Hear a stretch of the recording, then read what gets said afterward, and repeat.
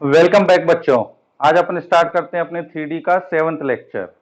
अपन ने 6th lecture में क्या पढ़ा था, प्लेन के बारे में, और प्लेन की अपन ने इक्वेशन निकालना सीखी थी। ठीक, तो उसी को आगे अपन कंटिन्यू करते हैं। नेक्स्ट प्लेन में अपना जो टॉपिक आता है वो आता है equation of plane in the normal form. Equation equation of plane in normal form. अब ये कौन सी फॉर्म है, ये देखते हैं भाई अपन। Normal form. नॉर्मल फॉर्म जो है वो 11th में आपने 2D में पढ़ा होगा, स्ट्रेट लाइन में, है ना। स्ट्रेट लाइन की इक्वेशन निकालो नॉर्मल फॉर्म में, x cos alpha plus y sin alpha equal to p। ऐसे ही अपने पास प्लेन में भी नॉर्मल फॉर्म होती है। अब क्या है ये नॉर्मल फॉर्म, देखो। तो सबसे पहले अपन लिखते हैं इसकी वेक्टर इक्वेशन नॉर्मल फॉर्म में, और उसके बाद अपन लिखते हैं इसकी कार्टेशियन इक्वेशन, है ना। तो सबसे पहले अपने पास आती है vector form of plane in the normal form. Vector form पढ़ते हैं किसकी, प्लेन की, किसमें, नॉर्मल फॉर्म में। अब देखो क्या है अपने पास, क्या इंफॉर्मेशन मतलब दी जाएगी। जैसे ये आपको एक प्लेन दे दिया, ये आपको एक प्लेन दे दिया। अब बोला गया कि इस प्लेन की ओरिजिन से जो डिस्टेंस है वो कितनी है, डी। ये कौन सी डिस्टेंस है अपने पास, परपेंडिकुलर डिस्टेंस। तो ओरिजिन की इस प्लेन से जो परपेंडिकुलर डिस्टेंस है वो है अपने पास डी। और एक एन कैप यूनिट वेक्टर है जो इस प्लेन के नॉर्मल है। ये एन कैप जो है वो एक यूनिट वेक्टर है। एन कैप ये एक यूनिट वेक्टर है जो इस प्लेन के क्या है, परपेंडिकुलर है, इस प्लेन के नॉर्मल है। तो आप जानते हो कि अपन को प्लेन की इक्वेशन निकालने के लिए क्या चाहिए होता था, एक पॉइंट चाहिए होता था, और उस प्लेन के नॉर्मल नॉर्मल के डीआर चाहिए होते थे। और वेक्टर फॉर्म की बात करें तो अपन को इस प्लेन के नॉर्मल एक वेक्टर चाहिए होता था। तो ये अपन को दे रखा है। अब देखो इसको अपन कैसे निकालेंगे। वैसे तो जो इक्वेशन होती है वो होती है R vector dot N cap this is equal to D. R vector dot N cap equal to D. इसके अंदर एन कैप क्या है, unit vector normal to the plane, unit vector normal to the plane. और ये D क्या है अपने पास, perpendicular distance from origin to the plane, है ना। अपने पास ओरिजिन से प्लेन की जो परपेंडिकुलर डिस्टेंस है वो है डी। और ये जो अपने पास एन कैप लिखा हुआ है ये अपने पास एक यूनिट वेक्टर है जो प्लेन के नॉर्मल है। अब इसको अपन ड्राइव कैसे कर सकते हैं, प्रूफ कैसे कर सकते हैं, पूछता कोई नहीं है, आपको मोस्टली यही याद रखना है ना। लेकिन फिर भी आप एक बार देख लो। अगर मान लो इस प्लेन पर अपन ने कोई भी एक पॉइंट ले लिया पी, है ना। ये पी जो है वो मूविंग पॉइंट है, इस प्लेन पर कहीं भी हो सकता है। और इसका अपन ने पोजीशन वेक्टर बोला आर वेक्टर, ठीक, क्योंकि ये अपने पास इस प्लेन पर कहीं भी हो सकता है। तो ये अपने पास क्या है, एक मूविंग पॉइंट है ना। अब इस डायग्राम के हिसाब से अगर मैं ओ एन वेक्टर की बात करूं, किसकी, ओ एन वेक्टर की, ओ एन वेक्टर की। तो देखो वेक्टर को बताने के लिए डायरेक्शन चाहिए और मैग्नीट्यूड चाहिए। इस ओ एन का मैग्नीट्यूड कितना है, डी, और इसका डायरेक्शन अपन क्या बोल सकते हैं, एन वेक्टर के पैरेलल है या एन कैप के पैरेलल है। तो अपने पास जो ओ एन वेक्टर आएगा इसको अपन क्या लिख सकते हैं, d times of n cap. D से मिला इसको मैग्नीट्यूड और एन कैप से मिला इसको डायरेक्शन। क्लियर है ये चीज। तो ओ एन वेक्टर अपने पास निकल कर क्या आ गया, डी एन कैप। डी जो है वो मैग्नीट्यूड है। अब ओ जो था वो ओरिजिन था, ओ क्या था अपने पास, ओरिजिन। तो देखो अपन जब ओ एन वेक्टर लिख रहे हैं, इस ओ एन वेक्टर का मतलब क्या हुआ, position vector of N minus position vector of O. ये मतलब होता है इसका ओ एन वेक्टर का। या अपन ए बी वेक्टर लिखते हैं तो इसका मतलब क्या होता है, position vector of B minus position vector of A. तो यहां पर अपन ने लिख लिया position vector of N minus position vector of O. This is equal to कितना, डी एन कैप। क्लियर है बच्चों यहां तक। अब पोजीशन वेक्टर ऑफ ओ मतलब ओरिजिन का पोजीशन वेक्टर क्या होगा, 0। तो इसका मतलब ये जो अपने पास डी एन कैप दे रखा है ये अल्टीमेटली है क्या, पोजीशन वेक्टर ऑफ एन। ये अपन बोल सकते हैं या नहीं, this is called position vector of n, है ना। तो अपन ने एन का जो है वो पोजीशन वेक्टर निकाल लिया। अब अपन को क्या करना है कि इक्वेशन निकालनी है इस प्लेन की। तो देखो फ्रॉम डायग्राम या फ्रॉम फिगर फ्रॉम फिगर। अब इस फिगर में आपको दिख रहा होगा कि यदि मैं इस N और P पॉइंट को जोड़ दूं तो ये एक लाइन बनेगी, और ये जो लाइन होगी वो इसी प्लेन में लाई करेगी, वो जो लाइन होगी वो इसी प्लेन में लाई करेगी। तो अपन को डायग्राम से दिख रहा है कि जो Pn वेक्टर है, क्या Pn वेक्टर, ये Pn वेक्टर इस n कैप के परपेंडिकुलर होगा या नहीं, क्योंकि जो n कैप है वो क्या है, इस प्लेन के नॉर्मल, इस प्लेन के नॉर्मल। तो इस प्लेन में जो भी लाइन लाई करेगी, इस प्लेन में जो भी लाइन लाई करेगी उसके ये क्या होगा, परपेंडिकुलर होगा। तो from figure Pn is perpendicular to कितना, n कैप, ये आएगा अपने पास। क्लियर है ये चीज। अब जब दो वेक्टर परपेंडिकुलर होते हैं तो इसकी मैथमेटिकल कंडीशन अपन क्या लिख सकते हैं, it implies Pn vector is या dot n cap this is equal to कितना, 0। जो Pn वेक्टर है वो क्या होगा, उसका डॉट प्रोडक्ट किसके संग, n कैप के संग, क्या निकल के आएगा, 0 आएगा। आ रही है बात समझ में। अब देखो Pn वेक्टर का मतलब क्या हुआ, position vector of n, position vector of n। तो n का पोजीशन वेक्टर क्या निकाला है अपन ने, dn cap, dn cap minus position vector of p। तो p का पोजीशन वेक्टर क्या है अपने पास, r वेक्टर। क्लियर है बच्चों ये चीज। Dot n cap this is equal to कितना, 0। इस n कैप का दोनों के संग डॉट प्रोडक्ट ले लेते हैं तो क्या आ जाएगा अपने पास, d, ये तो स्केलर है, n कैप का n कैप के संग डॉट प्रोडक्ट निकालोगे तो क्या आएगा, n कैप का square minus r vector dot n cap this is equal to कितना, 0। अब n कैप जो है यूनिट वेक्टर है तो इसका मैग्नीट्यूड कितना होगा, 1। तो इसको अपन वहां ले जाएं तो ये आ जाएगा r vector dot n cap this is equal to d। तो ये अपने पास किसकी इक्वेशन निकल कर आ गई, प्लेन की इक्वेशन निकल कर आ गई, किसमें, नॉर्मल फॉर्म में। ठीक है ना। इसमें आपको याद क्या रखना है कि इस नॉर्मल फॉर्म में ये जो अपने पास n कैप होता है वो कैसा होना चाहिए, एक यूनिट वेक्टर होना चाहिए।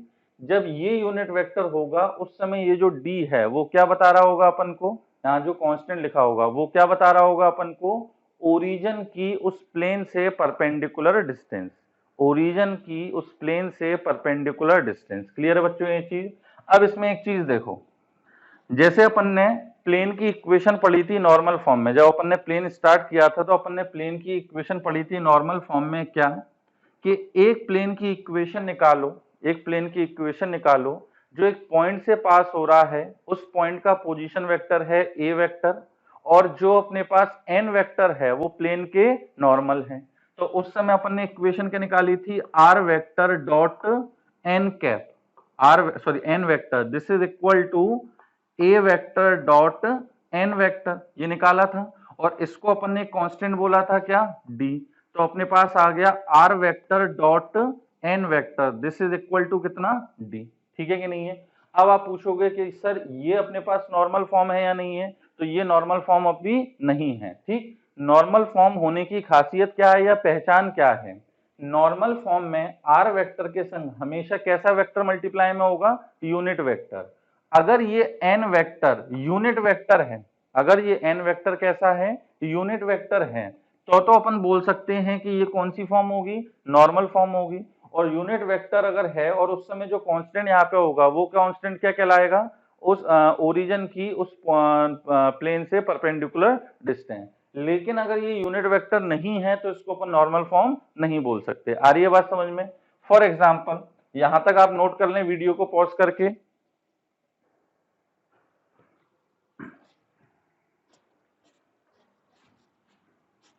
अब फॉर एग्जाम्पल जैसे मान लो मैंने लिखा कि r vector dot 3i minus का 4j प्लस का 5k this is equal to 10। अब ये प्लेन की इक्वेशन नॉर्मल फॉर्म में लिखी हुई है क्या, बिल्कुल नहीं लिखी। ये प्लेन की इक्वेशन नॉर्मल फॉर्म में नहीं लिखी, क्यों, क्योंकि यहां पर जो अपने पास n वेक्टर लिखा हुआ है ये यूनिट वेक्टर है क्या, नहीं। अगर मुझे इसको यूनिट वेक्टर बनाना है तो मुझे इसी के मैग्नीट्यूड से डिवाइड करना पड़ेगा। तो देखो इस वेक्टर का मैग्नीट्यूड क्या आएगा अपने पास, r वेक्टर डॉट, ये तो लिख ही लेते हैं as it is, 3i minus का 4j प्लस का 5k इसका अगर मैग्नीट्यूड निकालोगे तो इसका मैग्नीट्यूड आएगा अपने पास रूट के अंदर 3 का स्क्वायर प्लस -4 का स्क्वायर प्लस 5 का स्क्वायर, मतलब रूट 50 आएगा। तो क्या करा अपन ने, 5√2 से डिवाइड, रूट 50 को क्या लिख सकते हैं, 5√2। तो अपन ने वेक्टर को उसी के मैग्नीट्यूड से डिवाइड कर दिया। अब अगर लेफ्ट में डिवाइड करा है तो राइट में भी डिवाइड करना पड़ेगा। तो ये आ गया अपने पास 10/5√2। क्लियर है बच्चों ये चीज। अब 10/5√2 ये अपने पास कितना बचेगा, √2। और यहाँ पे जो लिखा हुआ है मतलब are vector dot 3i minus का 4j प्लस का 5k होल डिवाइडेड बाय कितना, 5/2। तो ये जो अपने पास इक्वेशन निकल कर आई है इसको अपन क्या बोलेंगे, नॉर्मल फॉर्म। ठीक, इसी में वो आपसे और क्या पूछ सकता था, ये एक प्लेन की इक्वेशन है, इस प्लेन की ओरिजिन से परपेंडिकुलर डिस्टेंस निकालो। ठीक, इस प्लेन की ओरिजिन से परपेंडिकुलर डिस्टेंस निकालो। तो अपन क्या करें कि प्लेन की इक्वेशन को नॉर्मल फॉर्म में लेके आ जाएं। अब जब अपन नॉर्मल फॉर्म में लेके आ गए हैं तो अपन को पता है कि नॉर्मल फॉर्म में लाने के बाद ये जो d होता है, कांस्टेंट होता है, ये अपन को क्या बताता है, परपेंडिकुलर डिस्टेंस। तो इस वाले प्लेन की ओरिजिन से परपेंडिकुलर डिस्टेंस क्या निकल कर आएगी, √2। और वैसे तो अपन आगे इसका फॉर्मूला पढ़ेंगे कि किसी भी पॉइंट से प्लेन पर परपेंडिकुलर डिस्टेंस कैसे निकाली जाती है। ठीक, तो आई थिंक आपको इसकी वेक्टर फॉर्म तो समझ में आ गई होगी कि अपने को अगर वेक्टर फॉर्म में इक्वेशन निकालनी है तो अपन को क्या क्या जानकारी चाहिए। यदि अपने पास नॉर्मल फॉर्म मतलब एक प्लेन की इक्वेशन दे रखी है वेक्टर फॉर्म में, तो इसको अपन को नॉर्मल फॉर्म में कैसे कन्वर्ट करना है ये भी समझ में आ गया होगा। ठीक है ना। तो चलिए इस पे एक दो क्वेश्चन देखते हैं अपन, या पहले मैं आपको उसकी कार्टेशियन फॉर्म भी बता ही देता हूं। अब नेक्स्ट अपने पास आता है कार्टेशियन फॉर्म। कार्टेशियन फॉर्म, ये नॉर्मल फॉर्म की ही दो फॉर्म है, वेक्टर फॉर्म और कार्टेशियन फॉर्म। ठीक है कि नहीं है। अब कार्टेशियन फॉर्म में प्लेन की इक्वेशन क्या होती है अपने पास, Lx plus m y plus n z this is equal to d. Lx plus m y plus n z this is equal to d. Clear है ये चीज। इसके अंदर ये जो एल एम एन है, एल एम एन, वैसे तो अपन ने देखो क्या पढ़ा था कि जो प्लेन की जनरल इक्वेशन होती है वो किस फॉर्म में होती है, ax plus B Y plus सी जेड प्लस डी होता है, दिस इज इक्वल टू 0। इस प्लेन की इक्वेशन में ये जो अपने पास a, b और c होते हैं ये क्या होते हैं, प्लेन के नॉर्मल के dr। नॉर्मल फॉर्म में जो अपन एक्स वाई जेड के कोफिशिएंट लेते हैं एल एम एन, वो drs नहीं लिए जाते, वो क्या लिए जाते हैं अपने पास, dc's लिए जाते हैं। क्लियर है बच्चों ये चीज।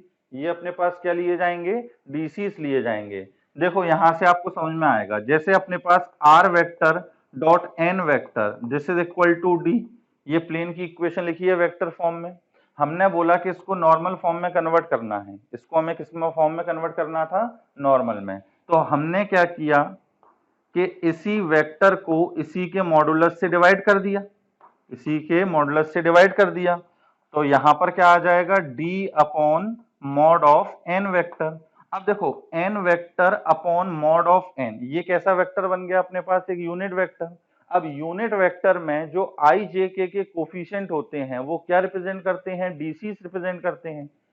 वेक्टर में अगर यूनिट वेक्टर लिखा हुआ है तो यूनिट वेक्टर में जो i j k के कोफिशिएंट होते हैं वो क्या रिप्रेजेंट करते हैं, dc's रिप्रेजेंट करते हैं। और अगर अपने पास सिंपल वेक्टर लिखा होता, मान लो अपने पास सिंपल एक वेक्टर लिखा हुआ है n vector this is equal to 3i minus का 4j प्लस का 5k, तो इसके अंदर ये जो अपने पास 3 माइनस 4 और 5 लिखे हुए हैं ये इस वेक्टर के क्या रिप्रेजेंट करेंगे, अपने पास drs रिप्रेजेंट करेंगे। और यहीं अगर अपन यूनिट वेक्टर निकालें मतलब इसको 5√2 से डिवाइड कर दें हर एक नंबर को, तो अब जो निकल के आया क्या, 3/5√2 माइनस 4/5√2 एंड 5/5√2, ये अपने पास क्या बन चुके हैं, डीसीज बन चुके हैं। तो सिमिलरली यहां पर जब अपन आर वेक्टर की जगह एक्स आई प्लस वाई जे प्लस जेड के लिखेंगे और यहां पर अपन यूनिट वेक्टर लिख के मल्टीप्लाई करेंगे, तो जो एक्स वाई जेड के कोफिशिएंट निकल कर आएंगे वो क्या निकल कर आएंगे, डीसीज निकल कर आएंगे। ठीक, ये जो एक्स वाई जेड के कोफिशिएंट होंगे ये प्लेन के नॉर्मल के क्या होंगे, डीसीज होंगे। और यही नॉर्मल फॉर्म की पहचान है ना। जैसे मान लो अगर अपने पास इक्वेशन लिखी होती कि 2x माइनस का y प्लस का 2z this is equal to 5, कोई आपसे पूछे बताओ ये प्लेन की इक्वेशन नॉर्मल फॉर्म में लिखी है? बिल्कुल नहीं। कैसे पहचान होती है नॉर्मल फॉर्म में? अगर नॉर्मल फॉर्म में ये लिखी होती तो देख रहे हो कि एक्स वाई जेड के जो कोफिशिएंट है वो डीसीस हैं, तो इन तीनों के स्क्वायर का सम क्या होना चाहिए? 1 होना चाहिए। अगर नॉर्मल फॉर्म में लिखी है तो एक्स वाई जेड के जो कोफिशिएंट्स हैं उनके स्क्वायर का सम क्या आना चाहिए? 1 आना चाहिए। क्यों? क्योंकि ये अभी क्या रिप्रेजेंट कर रहे हैं अपने पास? डीसीस रिप्रेजेंट कर रहे हैं। तो यहाँ पे देखो 2 माइनस 1 2, ये अपने पास 2 लिखा हुआ है, 2 माइनस 1 2, क्या ये अपने पास डीसीस हो सकते हैं? बिल्कुल नहीं, ठीक है ना। इनके स्क्वायर का सम 1 के इक्वल हो रहा है? बिल्कुल नहीं हो रहा, तो ये नॉर्मल फॉर्म कहलाएगी? नहीं कहलाएगी। अब अपन को इसको नॉर्मल फॉर्म में कन्वर्ट करना है तो क्या करें? रूट के अंदर इन्हीं के जो कोफिशिएंट हैं उनके स्क्वायर के सम से डिवाइड कर दें। मतलब अपन को किससे डिवाइड करना पड़ेगा? रूट के अंदर 2 का स्क्वायर प्लस माइनस 1 का स्क्वायर प्लस 2 का स्क्वायर, मतलब आएगा रूट 9, और रूट 9 की वैल्यू कितनी? 3, तो ये आ जाएगा अपने पास 2/3 minus 1/3 2/3 this is equal to 5/3। तो अब ये प्लेन की इक्वेशन आ चुकी है किस फॉर्म में? नॉर्मल फॉर्म में। अब ये जो d है, ये d एक्चुअली क्या रिप्रेजेंट कर रहा है? ये यही वाला है अपने पास, d बोले या ये चीज है एक्चुअली, d तो ना बोले, d upon mod of n vector, मतलब नॉर्मल फॉर्म में कन्वर्ट होने के बाद। तो ये अपने पास क्या कहलाएगा? Perpendicular distance of plane from the origin. Clear है बच्चों ये चीज? तो आई थिंक आपको नॉर्मल फॉर्म दोनों ही तरीके से समझ में आ गई होगी कि वेक्टर फॉर्म में उसकी इक्वेशन किस तरीके से लिखना है और कार्टेशियन फॉर्म में किस तरीके से लिखना है, और अगर कन्वर्ट करने को आए तो कन्वर्ट कैसे करते हैं ये भी मैं आपको बता चुका हूँ। चलिए अब इस पर अपन देखते हैं क्वेश्चन।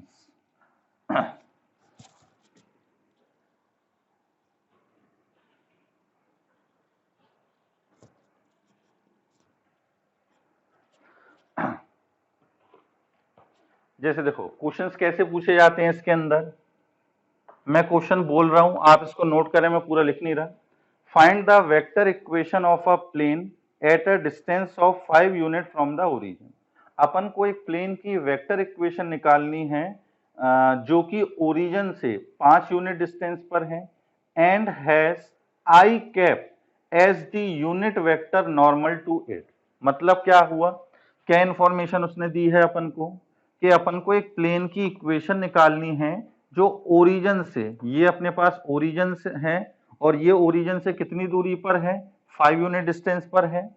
और आई कैप जो है, ये मान लो अपने पास क्या है? आई कैप। आई कैप जो है वो इसके अलोंग यूनिट वेक्टर है, इसके या नॉर्मल जो है वो यूनिट वेक्टर है। क्लियर? अब सारी चीजें अपन को दे रखी हैं, दो ही चीजें चाहिए होती हैं। तो देखो डी अपन को कितना दे रखा है? 5, और एन कैप ये कितना दे रखा है अपन को? I cap. Therefore equation of plane अपन लिख सकते हैं, क्या होगी? इक्वेशन ऑफ प्लेन, ये क्या लिखेंगे अपन? R vector dot N cap होता है, तो एन कैप की जगह I cap, this is equal to D. D का मतलब कितना हो गया? 5, है ना। सिंपल सा क्वेश्चन था। चलिए नेक्स्ट देखते हैं question second. reduce the equation r vector dot 3i minus का 4j प्लस का 12k this is equal to 5 to normal form. ये अपन को किस में रिड्यूस करनी है? नॉर्मल फॉर्म में। And hence find the length of perpendicular from the origin to the plane. और इसके बाद अपन को निकालना है कि इस प्लेन की ओरिजिन से परपेंडिकुलर डिस्टेंस कितनी होगी। ठीक, तो वही चीज बता चुके हैं, सिंपल सी चीज है। अभी ये नॉर्मल फॉर्म नहीं है, क्यों? क्योंकि ये अपने पास यूनिट वेक्टर नहीं लिखा हुआ। तो अब अपन को इसको यूनिट वेक्टर में कन्वर्ट करना है, तो इसी के मैग्नीट्यूड से डिवाइड कर देते हैं। तो इसका मैग्नीट्यूड जब निकालोगे तो कितना आएगा अपने पास? रूट के अंदर 169, और रूट के अंदर 169 की वैल्यू क्या होती है? 13, तो ये अपने पास आ गया 13। ठीक, दिस इज इक्वल टू 5/13। अब देख रहे हो कि इसको मैंने क्या बना दिया है? यूनिट वेक्टर बना दिया है। आ रही है बात समझ में? इसको यूनिट वेक्टर बना दिया है, तो ये तो अपने पास रिड्यूस हो गई किस फॉर्म में? नॉर्मल फॉर्म में, है ना। अब एंड परपेंडिकुलर डिस्टेंस अगर पूछे, perpendicular distance from origin from origin. तो ओरिजन से इसकी परपेंडिकुलर डिस्टेंस अपन क्या बोलेंगे, 5/13, क्योंकि ये जो d होता है यही होती है अपने पास परपेंडिकुलर डिस्टेंस। इसी को अगर वो बोलता कार्टेशियन फॉर्म में कन्वर्ट करो, है ना, कार्टेशियन फॉर्म में, तो कार्टेशियन फॉर्म के लिए बताया है, सिंपल क्या करेंगे, आर वेक्टर की जगह एक्स आई प्लस वाई जे प्लस जेड के रख देंगे। तो देखो क्या आएगा अपने पास, एक्स आई प्लस वाई जे प्लस जेड के डॉट 3i माइनस का 4j प्लस का 12 के होल अपॉन 13। अभी ऐसा नहीं करना है कि 13 से 13 कैंसिल करो, क्यों, क्योंकि हमें इक्वेशन जो लिखनी है वो नॉर्मल फॉर्म में ही लिखनी है ना, नॉर्मल फॉर्म में लिखनी है। तो अब इसका डॉट प्रोडक्ट करोगे तो यह आएगा 3/13x minus 4/13y plus 12/13z, this is equal to 5/13। Clear है ये चीज, कोई दिक्कत तो नहीं है ना। अब इसमें 13 से 13 कैंसिल नहीं करना, फिर वो नॉर्मल फॉर्म थोड़ी ना बचेगी, तो ये कहलाएगा Cartesian form of the equation in normal form. Clear है ये चीज। चलिए और देखते हैं आगे। नेक्स्ट, रिड्यूस द इक्वेशन, इसी टाइप का लग रहा है मुझे ये। Reduce the equation of the plane, reduce the equation of the plane x minus 2y minus 2z, this is equal to 12 in the normal form। इसको अपन को किस फॉर्म में कन्वर्ट करना है, नॉर्मल फॉर्म में रिड्यूस करना है। And hence find the length of perpendicular from the origin to the plane and also find the direction cosine of the normal to the plane। अपन को जो नॉर्मल वेक्टर है या normal है उसके direction cosine भी निकालने हैं। ठीक, सबसे पहले इसको अपन को नॉर्मल फॉर्म में कन्वर्ट करना है। तो देखो नॉर्मल फॉर्म में कन्वर्ट करने के लिए क्या करेंगे अपन, 1 माइनस 2 माइनस 2, ये तो अपने पास क्या है, डी आर से, नॉर्मल के क्या है, डी आर से। इसको अगर डीसी में कन्वर्ट करना है तो किससे डिवाइड करना पड़ेगा, रूट के अंदर 1 का स्क्वायर प्लस -2 का स्क्वायर प्लस -2 का स्क्वायर, ऐसे ही करा जाता है डी आर को डीसी में कन्वर्ट, है ना। तो इससे डिवाइड करेंगे तो ये एक्चुअली में कितना आ रहा है, 3 के इक्वल, तो डिवाइड कर दो तो ये आ जाएगा अपने पास x/3 माइनस का 2/3y माइनस का 2/3z, this is equal to 12/3, that is 4। तो ये अपने पास किस फॉर्म में रिड्यूस हो गई, नॉर्मल फॉर्म में। अब इसमें आपसे पूछे परपेंडिकुलर डिस्टेंस क्या होगी, तो ये जो कांस्टेंट होता है इसी को क्या बोलते हैं अपन, परपेंडिकुलर डिस्टेंस, ओरिजिन से प्लेन की परपेंडिकुलर डिस्टेंस। अब अपन को निकालने हैं प्लेन के नॉर्मल के डीसीस निकालने हैं। तो जो अपने पास अब एक्स वाई जेड के कोफिशिएंट लिखे हुए हैं ये एक्चुअल में क्या है, नॉर्मल के डीसीस, नॉर्मल के क्या है, डीसी। डीसीस को अपन डीआर्स बोल सकते हैं लेकिन डीआर्स को अपन डीसी नहीं बोल सकते। अगर कोई आपसे पूछे कि बताओ इस प्लेन के नॉर्मल के डीआर्स क्या होंगे और आपने बोल दिया 1/3 माइनस 2/3 माइनस 2/3, 100% करेक्ट होगा। ठीक, 99.9 भी नहीं, 100% करेक्ट होगा।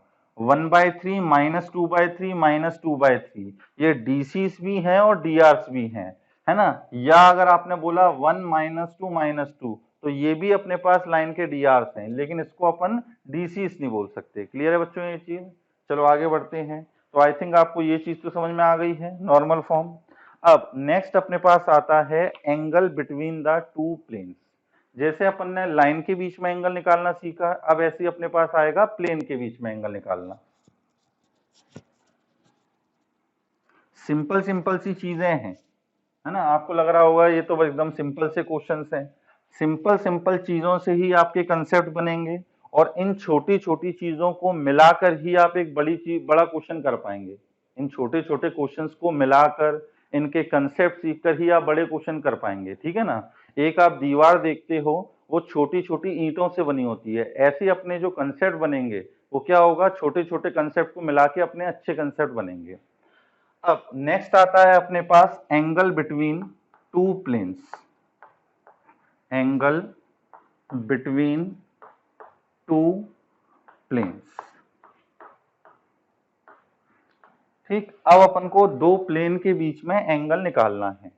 अब डायग्राम बनाते हैं। चलो मान लो एक प्लेन अपने पास ये है, ठीक है ना, और एक प्लेन अपने पास कुछ इस टाइप का रखा हुआ है, एक प्लेन जो है अपने पास कुछ इस टाइप का है।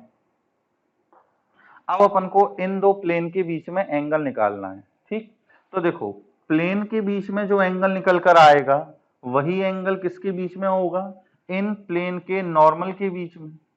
जो प्लेन के बीच में एंगल निकल कर आएगा, आप ऐसे समझें, ये अपने पास दो प्लेन हैं, एक ये प्लेन है और एक ये प्लेन है ना, और मान लो वो इस टाइप की पोजीशन में है।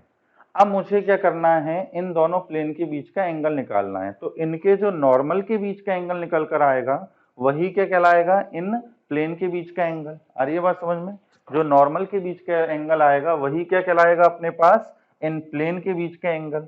अब नॉर्मल जो है वो तो स्ट्रेट लाइन है, और दो स्ट्रेट लाइन के बीच के का अगर एंगल निकालना है तो हमें क्या जानकारी चाहिए होती है, उन लाइन के dr चाहिए होते हैं। तो देखो मान लो एक प्लेन की इक्वेशन लिखी हुई है P1, किसी किसी बुक में है ना प्लेन की इक्वेशन को ऐसे भी लिखते हैं पाई1, पाई का मतलब क्या बताते हैं, प्लेन। तो एक प्लेन की इक्वेशन लिखी है अपने पास a1x प्लस का b1y प्लस का c1z प्लस का d1, ये पहले प्लेन की इक्वेशन हो गई, दिस इज इक्वल टू 0। दूसरे प्लेन की इक्वेशन अपने पास दे रखी है a2x plus b2y plus c2z plus d2 बराबर 0, ठीक है ना। तो ये दो प्लेन की इक्वेशन दे रखी है। अब अपन को इन दोनों प्लेन के बीच का एंगल निकालना है। तो कंसेप्ट क्या बोल रहा है कि जो प्लेन के बीच का एंगल है वही उनके नॉर्मल के बीच का एंगल होगा। तो हम नॉर्मल के बीच का एंगल निकालते हैं, वही बता देंगे प्लेन के बीच का एंगल है। तो चलो अब ये मान लो प्लेन 1 था, ये था प्लेन 2। अगर इस प्लेन के नॉर्मल के drs पूछे जाएं तो क्या बोलेंगे अपन, a1 b1 और c1। और अगर इस प्लेन के नॉर्मल के drs पूछे जाएं तो वो क्या होंगे, a2 b2 and c2। Clear है बच्चों ये चीज। अब जब दोनों लाइनों के drs आ गए और हमने मान लिया कि इनके बीच का एंगल कितना है, थीटा, तो cos थीटा फॉर्मूला अपन पढ़ चुके हैं, cos थीटा क्या निकल के आएगा, a1 a2 plus b1 b2 plus c1 c2 whole divided by root of summation a1 square root of summation a2 square. Clear है बच्चों ये चीज, कोई दिक्कत तो नहीं। और जनरली अपन एक्यूट एंगल बताते हैं तो इनके बीच इनका क्या ले लेते हैं अपन, मॉड, है ना। अगर दो लाइनों के बीच का एंगल 30 है तो साइमल्टेनियसली 150 भी होगा, 180 माइनस थीटा, है ना। तो अपन जनरली कैसा एंगल बताते हैं, एक्यूट एंगल बताते हैं। और यहाँ पर ये तो आप समझ ही रहे होगे कि रूट के अंदर समेशन ऑफ a1 स्क्वायर, इसका मतलब क्या होता है, a1 square plus b1 square plus c1 square, और रूट के अंदर समेशन ऑफ a2 स्क्वायर, यहाँ रूट और लगेगा, इसका मतलब क्या होगा, रूट के अंदर a2 square plus b2 square plus c2 square. Clear है ये चीज। तो ये हो गया अपने पास angle between the two planes. अब इसमें भी वही बात आती है कि यदि दो प्लेन परपेंडिकुलर होंगे, दो प्लेन कैसे होंगे, परपेंडिकुलर होंगे, है ना, तो कंडीशन क्या आएगी, और दो प्लेन पैरेलल होंगे तो अपने पास कंडीशन क्या आएगी। हो सकता है कुछ बच्चों को डायग्राम से ये समझ में ना आ रहा हो कि सर जो प्लेन के बीच का एंगल है वही लाइन के बीच का एंगल कैसे हो रहा है ना। तो चलो एक डायग्राम दूसरा बना देता हूं, कोशिश करता हूं बनाने की। 90 डिग्री में तो देखो आप बहुत अच्छे से समझ जाओगे।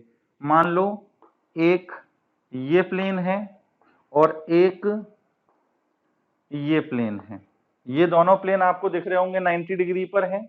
अब जब दोनों प्लेन के बीच का एंगल 90 है तो इनके नॉर्मल के बीच का एंगल भी कितना होगा, 90 होगा। यदि दो प्लेन अपने पास कैसे होते, पैरेलल होते, तो इनके जो नॉर्मल्स हैं वो भी कैसे आते, अपने पास पैरेलल आते। अरे बस समझ में, अगर अपने पास दो प्लेन पैरेलल होते तो उनके नॉर्मल के बीच का एंगल भी कितना आता, 0 आता। दो प्लेन अगर परपेंडिकुलर होते तो उनके नॉर्मल के बीच का एंगल कितना होता, 90 डिग्री होता। तो वही चीज है कि जो प्लेन के बीच के एंगल होते हैं वही उनके नॉर्मल के बीच के एंगल होते हैं। क्लियर है बच्चों ये चीज। 3D चीजें हैं तो इसलिए अपन 2D पे ज्यादा अच्छे से बता नहीं सकते, इमेजिन ही करना पड़ता है। अब इसमें भी अपन लिख लेते हैं परपेंडिकुलर और पैरेलल के लिए कंडीशन। तो नोट करके इसको लिखना आप लोग कि इफ, ये शायद तीसरी बार पढ़ रहे हैं अपन इस चैप्टर में, if two planes are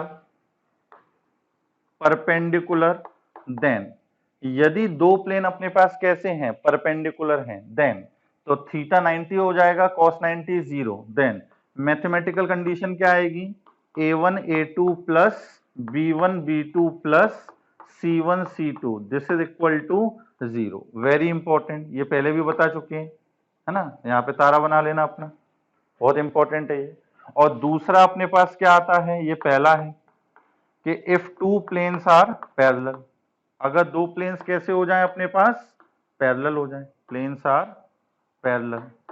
then अब पैरेलल के लिए क्या कंडीशन थी कि अगर दो लाइन पैरेलल हैं तो उनके जो डीआरस होंगे वो क्या होंगे, सेम प्रपोर्शन में, इक्वल नहीं बोलेंगे, बार बार बताता हूं ये, a1 upon a2 this is equal to b1 upon b2 this is equal to c1 upon c2। Clear है बच्चों, वीडियो को पॉज करके इसको नोट करें।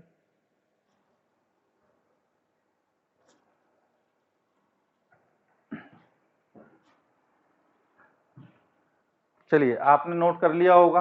अब इस पे देखो क्वेश्चन कैसे पूछे जाते हैं, एक तो डायरेक्टली एंगल के क्वेश्चन पूछ लिए जाते हैं कि दो प्लेन दे रखे हैं, बताओ एंगल क्या होगा, है ना, या फिर अपन को कुछ कंडीशंस दे रखी होती हैं कि एक प्लेन की इक्वेशन निकालो जो दो गिवन प्लेन के परपेंडिकुलर है और इस पॉइंट से पास हो रहा है। इस टाइप के क्वेश्चन जो है स्कूल में भी काफी पूछे जाते हैं और मेंस में भी काफी पूछे जाते हैं, ठीक है ना। तो देखिए इस पर क्वेश्चन कैसे बनते हैं। सबसे पहला क्वेश्चन सिंपल सा उठाते हैं अपन, है ना, दो प्लेन की इक्वेशन दे रखी है, P1 is equal to x plus y plus 2z this is equal to 9, और दूसरा प्लेन दे रखा है 2x minus y plus z this is equal to 15। इन दो प्लेन के बीच का अपन को एंगल निकालना है। आप निकालिए जब तक मैं पानी पीता हूं।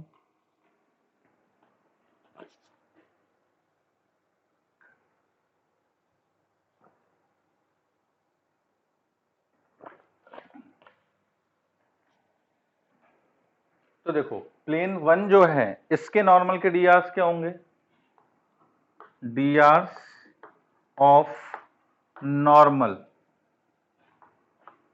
डीआर्स ऑफ नॉर्मल किसके लिए, फॉर प्लेन P1, ठीक। P1 जो प्लेन है इसके नॉर्मल के डीआर्स क्या होंगे, 1 1 2 1 1 2। Similarly DRs of normal for the plane P2, P2 plane के नॉर्मल के डीआर्स 2 माइनस 1 1। अब अगर इनके बीच के एंगल थीटा है तो कॉस थीटा अपने पास क्या निकल कर आएगा, a1 a2 मतलब 1 इंटू 2 2 प्लस b1 b2 मतलब माइनस 1 प्लस c1 c2 मतलब 2 into 1 2 whole divided by root के अंदर 1 का स्क्वायर प्लस 1 का स्क्वायर प्लस 2 का स्क्वायर तो रूट 6, और यहाँ पे 2 का स्क्वायर 1 का स्क्वायर 1 का स्क्वायर रूट 6, ठीक। 2 प्लस 2 कितना हो गया 4, 4 माइनस 1 3, तो ये आ गया अपने पास 3 और नीचे आ गया 6 दैट इज 1/2। अब cos थीटा अगर अपने पास 1/2 है तो थीटा कितना बोल सकते हैं अपन, 60 डिग्री या फिर π/3। क्लियर है बच्चों ये चीज। तो ये तो सिंपल सा क्वेश्चन हो गया, एप्लीकेशन डायरेक्ट फॉर्मूला लगाना है अपन को, इसके अंदर कोई ऐसा भारी कंसेप्ट यूज नहीं हो रहा। अब नेक्स्ट अपने पास है, if planes this and this are perpendicular then find the value of lambda. ठीक है ना, ये भी कुछ ज्यादा खास नहीं है लेकिन कर लेते हैं, सिंपल सा है। अपन को दो प्लेन की इक्वेशन दे रखी है और वेक्टर फॉर्म में दे रखी है। देखो r vector dot 2i minus का j प्लस का lambda k this is equal to 5, ये एक प्लेन दे रखा है, और दूसरा प्लेन अपन को दे रखा है R vector dot 3i plus का 2j प्लस का 2k this is equal to 4, और ये दोनों कैसे दे रखे हैं अपने पास, परपेंडिकुलर दे रखे हैं। अब अपन को लैम्डा की वैल्यू निकालनी है, ठीक। अब लैम्डा की वैल्यू निकालनी है, डायरेक्ट कोई कार्टेशियन फॉर्म में चेंज करने की जरूरत नहीं है। अपन को पता है कि ये जो वेक्टर लिखा हुआ है ये पहले वाले प्लेन का नॉर्मल वेक्टर है, ये जो वेक्टर लिखा हुआ है ये दूसरे वाले प्लेन का नॉर्मल वेक्टर है।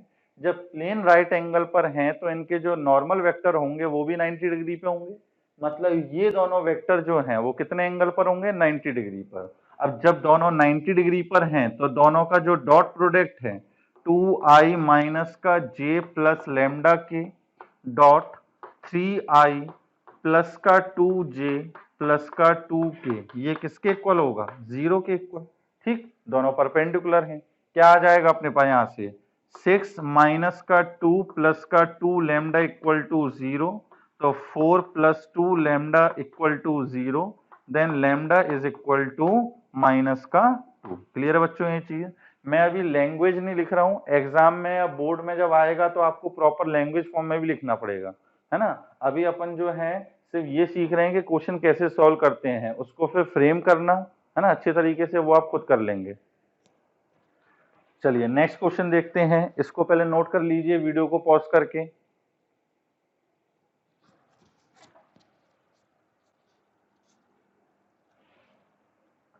अब नेक्स्ट क्वेश्चन अपने पास है, find the equation of plane. हाँ, इसी टाइप के क्वेश्चन की मैं बात कर रहा था। Find the equation of plane passing through the point -1 -1 and 2। अपन को एक प्लेन की इक्वेशन निकालनी है, जो एक पॉइंट, उसको नाम दे दिया P, वो कहां से पास हो रहा है, -1 एंड 2, इस पॉइंट से पास हो रहा है, and perpendicular to the planes, और दिए गए प्लेन्स के परपेंडिकुलर हैं 3z, this is equal to 1। इसको अपन बोल देते हैं प्लेन 1, ये पहला प्लेन हो गया। दूसरा जो प्लेन है वो क्या है, 5x माइनस का 4y प्लस का z, this is equal to 5। अब अपन को बताना है ऐसे एक प्लेन की इक्वेशन जो इस पॉइंट से पास हो रहा है और इन दोनों प्लेन के परपेंडिकुलर है ना। इस टाइप के क्वेश्चन अपन ने लाइन में भी किए थे कि हमको एक लाइन की इक्वेशन निकालनी है जो एक गिवन पॉइंट से पास हो रही है और दो गिवन लाइन के परपेंडिकुलर है। सेम उसी टाइप का क्वेश्चन है। क्या करेंगे अपन, देखो प्लेन की इक्वेशन निकालने के लिए अपन को क्या इंफॉर्मेशन चाहिए होती है, एक तो पॉइंट चाहिए होता है और उस प्लेन के नॉर्मल के डी चाहिए होते हैं। पॉइंट तो अपने पास रेडी है, अब क्या निकालना है भाई, प्लेन के नॉर्मल के डी। तो अपन मान लेते हैं कि let d of normal, let d of normal of required plane, मतलब जो प्लेन हमें निकालना है उसके नॉर्मल के जो डी हैं वो अपन मान लेते हैं क्या, a, b, c। अब अपन को ये डी चाहिए, पॉइंट अपने पास रेडी है, सिर्फ अपन को क्या निकालना है, ए बी सी की वैल्यू, ये निकल के आ गई, प्लेन की इक्वेशन आ जाएगी। ठीक, अब ये कैसे निकालेंगे, तो देखो जिस प्लेन की इक्वेशन निकालनी है वो प्लेन, और वो प्लेन जो है इन दोनों के परपेंडिकुलर दे रखा है, वो प्लेन इन दोनों के क्या दे रखा है, परपेंडिकुलर दे रखा है। अब अगर ये प्लेन और ये प्लेन परपेंडिकुलर हैं तो दोनों के डी में अभी अपन ने रिलेशन पढ़ी, a1 a2 plus b1 b2 plus c1 c2 equal to 0 होगा। तो अपन क्या बोलेंगे, देयरफॉर 3a प्लस का 2b माइनस का 3c बराबर 0। लैंग्वेज नहीं लिख रहा हूं, आप लिख लोगे, है ना। इस प्लेन को आप कुछ नाम दे देना P3, लिखना क्वेश्चन में, है ना, सॉल्यूशन में, कि since according to given condition plane P3 is perpendicular to P1, therefore 3a plus 2b minus 3c equal to 0. Also P3 is perpendicular to P2, therefore 5a minus का 4b plus का c, this is equal to 0। अब देखो ABC में दो homogeneous equation बन गई, और ये अपन कई बार कर चुके हैं। जब एबीसी में दो होमोजीनियस इक्वेशन बन जाए और अपन को एबीसी की वैल्यू निकालनी हो तो क्या करते हैं अपन, क्रॉस मल्टीप्लिकेशन मेथड लगाते हैं, लगा दो। इसके अंदर क्या आएगा अपने पास, a अपॉन 2 माइनस का 12, तो 2 माइनस का 12, this is equal to minus b upon, है ना, यहाँ तो सही है ना, 2 माइनस का 12 माइनस बी अपॉन, तो इसको छुपा लेते हैं 3 और प्लस का 15, तो ये आ जाएगा 3 प्लस का 15। ये आपके लिए कोई नई चीज नहीं है, ये अपन इसके पहले भी कई बार कर चुके हैं। और c अपॉन 3 इंटू 4 माइनस का 12 एंड माइनस का 15, सॉरी माइनस का 10, तो माइनस का 12 और माइनस का 10 ये आ गया अपने पास। तो क्या आ जाएगा, a अपॉन माइनस का 10 this is equal to minus का b अपॉन 18, इसको नीचे लिख देता हूं माइनस को, तो b upon minus 18 this is equal to c upon minus का 22। क्लियर है बच्चों ये चीज। अब क्या करेंगे अपन, -2 से डिवाइड कर देते हैं, तो -2 से अगर डिवाइड करोगे तो क्या आएगा अपने पास, a upon 5 this is equal to b upon 9 this is equal to c upon 11। Therefore dr जो है वो क्या निकल कर आ गए अपने पास, 5 9 11, 5 9 11, ये क्या निकल के आ गया dr। अब dr रेडी है, पॉइंट रेडी है, तो therefore equation of required plane, equation of required plane, अब जिस प्लेन की इक्वेशन निकालनी थी वो क्या निकल के आएगी, क्या होती थी, a into x minus x1 plus b into y minus y1 plus c into z minus z1। तो ये आ जाएगा अपने पास, ये ABC है, तो a into x minus x1 point कितना है -1, तो ये हो जाएगा +1 plus 9 into y minus y1 कितना है -1, तो ये हो जाएगा y plus 1 plus 11 times z minus z1, तो ये हो जाएगा z माइनस का 2 दिस इज इक्वल टू 0। इसको अपन प्रॉपर फॉर्म में लिख लेते हैं, तो प्रॉपर फॉर्म में लिखोगे तो क्या आ जाएगा, 5x प्लस का 9y प्लस का 11z प्लस, अब 5 1 जा 5, तो 5 प्लस 9 14, 14 माइनस 22, तो ये क्या बचेगा अपने पास, माइनस का 8, तो यहाँ आ जाएगा, और -8 को चलो उधर पहुंचाओगे, दिस इज इक्वल टू 8, ठीक है ना। तो 5x plus 9y plus 11z equal to 8, ये अपने पास प्लेन की इक्वेशन निकल के आ गई।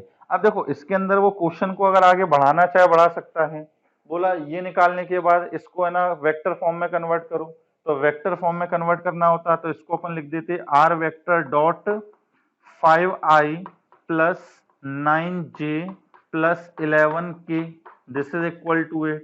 बोले इसको नॉर्मल फॉर्म में कन्वर्ट करो और उसके बाद इसकी परपेंडिकुलर, ओरिजिन से परपेंडिकुलर डिस्टेंस निकालो। तो नॉर्मल फॉर्म में कन्वर्ट करने के लिए अपन इसी वेक्टर के मैग्नीट्यूड से डिवाइड कर देते। अब यहाँ पे जो कांस्टेंट बचता वो क्या हो जाती है अपने पास, ओरिजिन से परपेंडिकुलर डिस्टेंस, और जो इक्वेशन निकल के आती है वो नॉर्मल फॉर्म हो जाती। तो यही छोटी छोटी चीजें मिलाकर वो बड़ा क्वेश्चन बना देते हैं, ठीक है ना। तो आई थिंक आपको समझ में आ गया होगा, इसको भी आप नोट कर लें।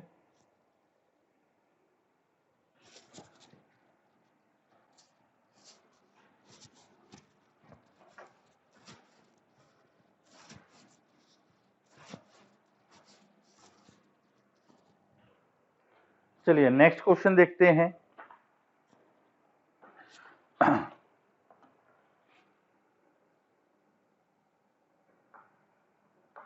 Find the equation of plane passing through the point.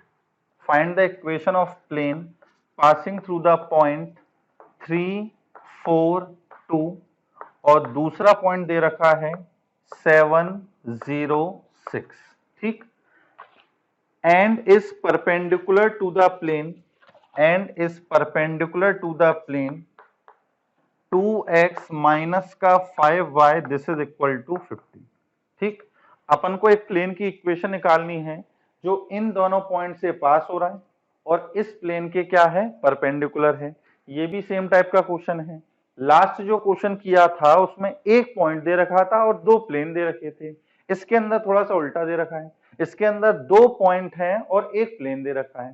ठीक, करने का प्रोसीजर सेम रहेगा, करने का जो प्रोसीजर है वो सेम रहेगा।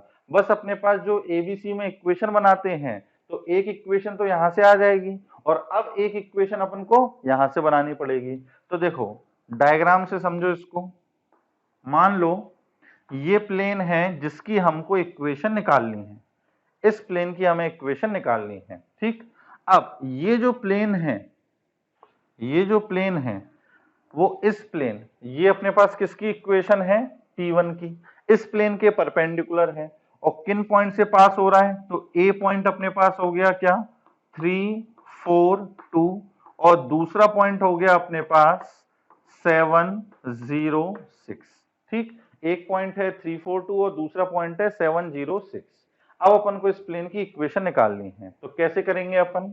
सबसे पहले तो अपन ने मान लिया कि इस प्लेन का जो नॉर्मल है इसके डीआर्स अपन क्या लिख लेते हैं, डीआर्स क्या लिख लेंगे अपन, ए कॉमा बी कॉमा सी। अब अपना उद्देश्य वही है कि अपन को एबीसी में दो होमोजेनियस इक्वेशन बनानी है। तो देखो ये प्लेन इस प्लेन के परपेंडिकुलर है, तो दोनों के जो नॉर्मल्स होंगे वो भी परपेंडिकुलर होंगे। इस प्लेन के नॉर्मल के डीआर्स क्या है, इसके जो डीआर्स होंगे वो क्या आएंगे अपने पास 2 -5 0। 2 -5 0 दिख रहा होगा आपको, 2 -5 z की टर्म नहीं है तो 0। अब पहली इक्वेशन तो अपने पास क्या बनेगी, 2a माइनस का 5b प्लस का 0c। भले वो 0 हो जाएगा लेकिन आप इसको 0c लिखो, क्योंकि जब अपन क्रॉस मल्टीप्लिकेशन मेथड लगाएंगे तो ये इंक्लूड करना पड़ेगा। This is equal to 0। ये अपने पास एबीसी में पहली होमोजेनियस इक्वेशन बन गई। अब दूसरी इक्वेशन बनानी है, तो अब दूसरी इक्वेशन कैसे बनाएं? जब अब देखो क्या कर सकते हैं अपन, अगर मैं इन दो पॉइंट ए बी को ज्वाइन कर दूं, इन दो पॉइंट ए बी को ज्वाइन कर दूं, तो आपको दिख रहा होगा कि ये जो ए बी पॉइंट है वो इस प्लेन में लाई कर रहा है। अब इस प्लेन में किन्हीं भी दो पॉइंट को जोड़ दोगे तो जो लाइन बनेगी वो इस प्लेन के नॉर्मल के हमेशा क्या होगी, परपेंडिकुलर होगी। जो भी अपने पास लाइन बनेगी वो इस प्लेन के नॉर्मल के क्या होगी, परपेंडिकुलर होगी। बहुत इंपॉर्टेंट चीज है, क्योंकि ये अपने पास दूसरे टाइप के क्वेश्चंस आएंगे कि प्लेन की इक्वेशन निकालो जो लाइन को कंटेन किया हो, है ना, उसमें बहुत काम आएगा ये चीज।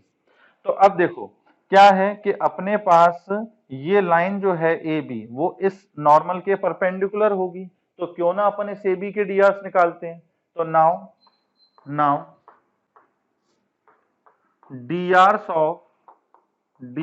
ऑफ ए बी के डीआर्स क्या आएंगे? तो देखो ए बी के अगर डीआर्स निकालोगे तो 7 - 3 4, 0 - 4 माइनस का 4 एंड 6 - 2 दैट इज 4। क्लियर है? 7 - 3 4, 0 - 4 -4 एंड 6 - 2 4। अब 4 - 4 आ गए अपने पास, क्योंकि ये डीआर्स हैं तो इसको अपन सिंपल रेशियो में भी ले सकते हैं। तो इसको अपन क्या लिख सकते हैं, 1, -1, 1। अपन ने तीनों को 4 से डिवाइड कर दिया, ठीक है ना। अब देयरफॉर अब लैंग्वेज में लिख देना कि सिंस ए बी जो है वो इस प्लेन के नॉर्मल के परपेंडिकुलर है, देयरफॉर ए माइनस का बी प्लस का c this is equal to 0। ये इक्वेशन अपने पास सेकंड आ गई, समझ में आ गया होगा कैसे बनी। इसके डीआर्स ए बी सी, इसके डीआर्स 1 - 1 1, तो a into 1 plus b into -1 plus c into 1 this is equal to 0। अब अपने पास ए बी सी में दो होमोजेनियस इक्वेशन बन गई। अब अपन को भली बात ही पता है क्या करना है, तो चलो इस इक्वेशन को इसके नीचे लिख लेता हूं। तो 2a माइनस का 5b प्लस का 0c this is equal to 0। ये अपन ने पहली इक्वेशन को यहां लिख लिया है। अब लगाओ क्रॉस मल्टीप्लीकेशन मेथड, तो क्या आएगा अपने पास 0 और प्लस का 5, तो a upon 5 this is equal to minus b upon, इसको छुपाया 1 इंटू 0 0 माइनस का 2, तो ये -2 this is equal to c upon 1 into -5 और प्लस का 2, तो -5 + 2 कितना आ जाएगा, माइनस का 3। माइनस अपन ये कैंसिल कर सकते हैं, तो अपने पास रेशियो क्या आएगा, a upon 5 this is equal to b upon 2 this is equal to c upon minus का 3।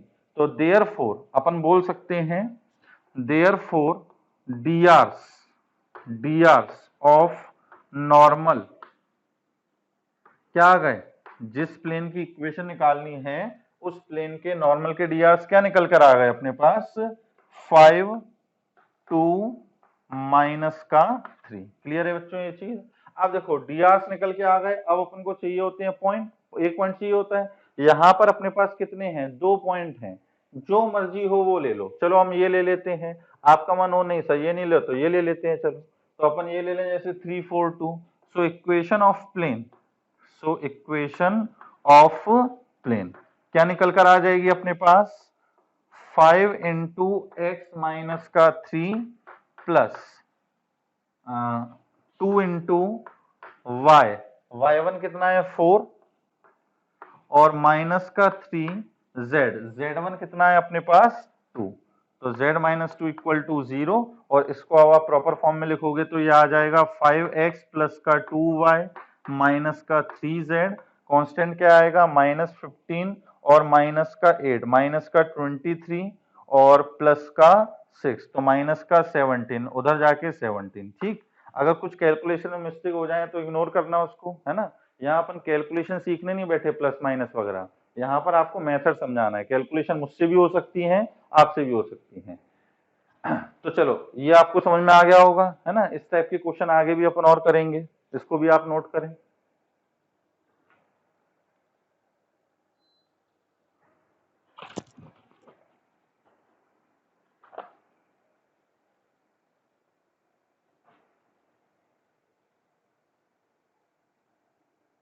आगे भी मुझे इसी टाइप के क्वेश्चन दिख रहे हैं।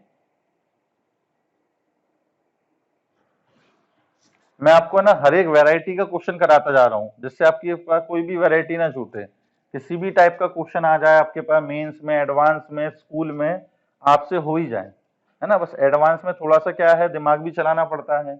ऐसा नहीं है कि डायरेक्ट सब कुछ दिखता है, थोड़ा दिमाग भी चलाना पड़ेगा। यार ये चीज कैसे होगी, उस टाइप के क्वेश्चन डिस्कस करेंगे तब अपन देखेंगे। अब कुछ इसमें अलग से तो दिख नहीं रहा है मुझे क्वेश्चंस कराने के लिए, तो चलो अपन आगे टॉपिक पढ़ते हैं, है ना। अब नेक्स्ट टॉपिक अपने पास है, equation of plane containing the line, है ना, containing the line and point. इस टाइप के क्वेश्चन बनते हैं। Equation of plane, equation of plane containing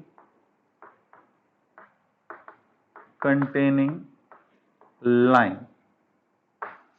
ठीक, अब देखो अपन ने एक्चुअली क्या पढ़ा था, एक चीज अपन ने शायद पढ़ी थी इसके पिछले लेक्चर में या फिर लास्ट लेक्चर में पढ़ी होगी कि equation of plane passing through 3 point. ठीक है कि नहीं है, ये चीज अपन ने पढ़ा था। अब इसके अंदर अपने पास क्या आ रहा है कि एक प्लेन की इक्वेशन निकालनी है जो एक लाइन को कंटेन करी हुई है, एक लाइन को कंटेन करी हुई है और एक गिवन पॉइंट से पास हो रही है। एक लाइन को कंटेन करी है और एक गिवन पॉइंट से पास हो रही है। ठीक, देखो किस तरीके का है, मैं एग्जांपल लूंगा उससे आपको एकदम क्रिस्टल क्लियर हो जाएगा। ये जैसे मान लो प्लेन है ना।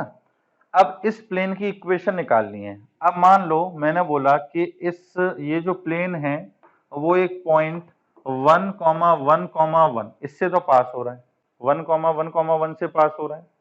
और ये जो प्लेन है एक लाइन को कंटेन करा होगा, एक लाइन को कंटेन करा होगा।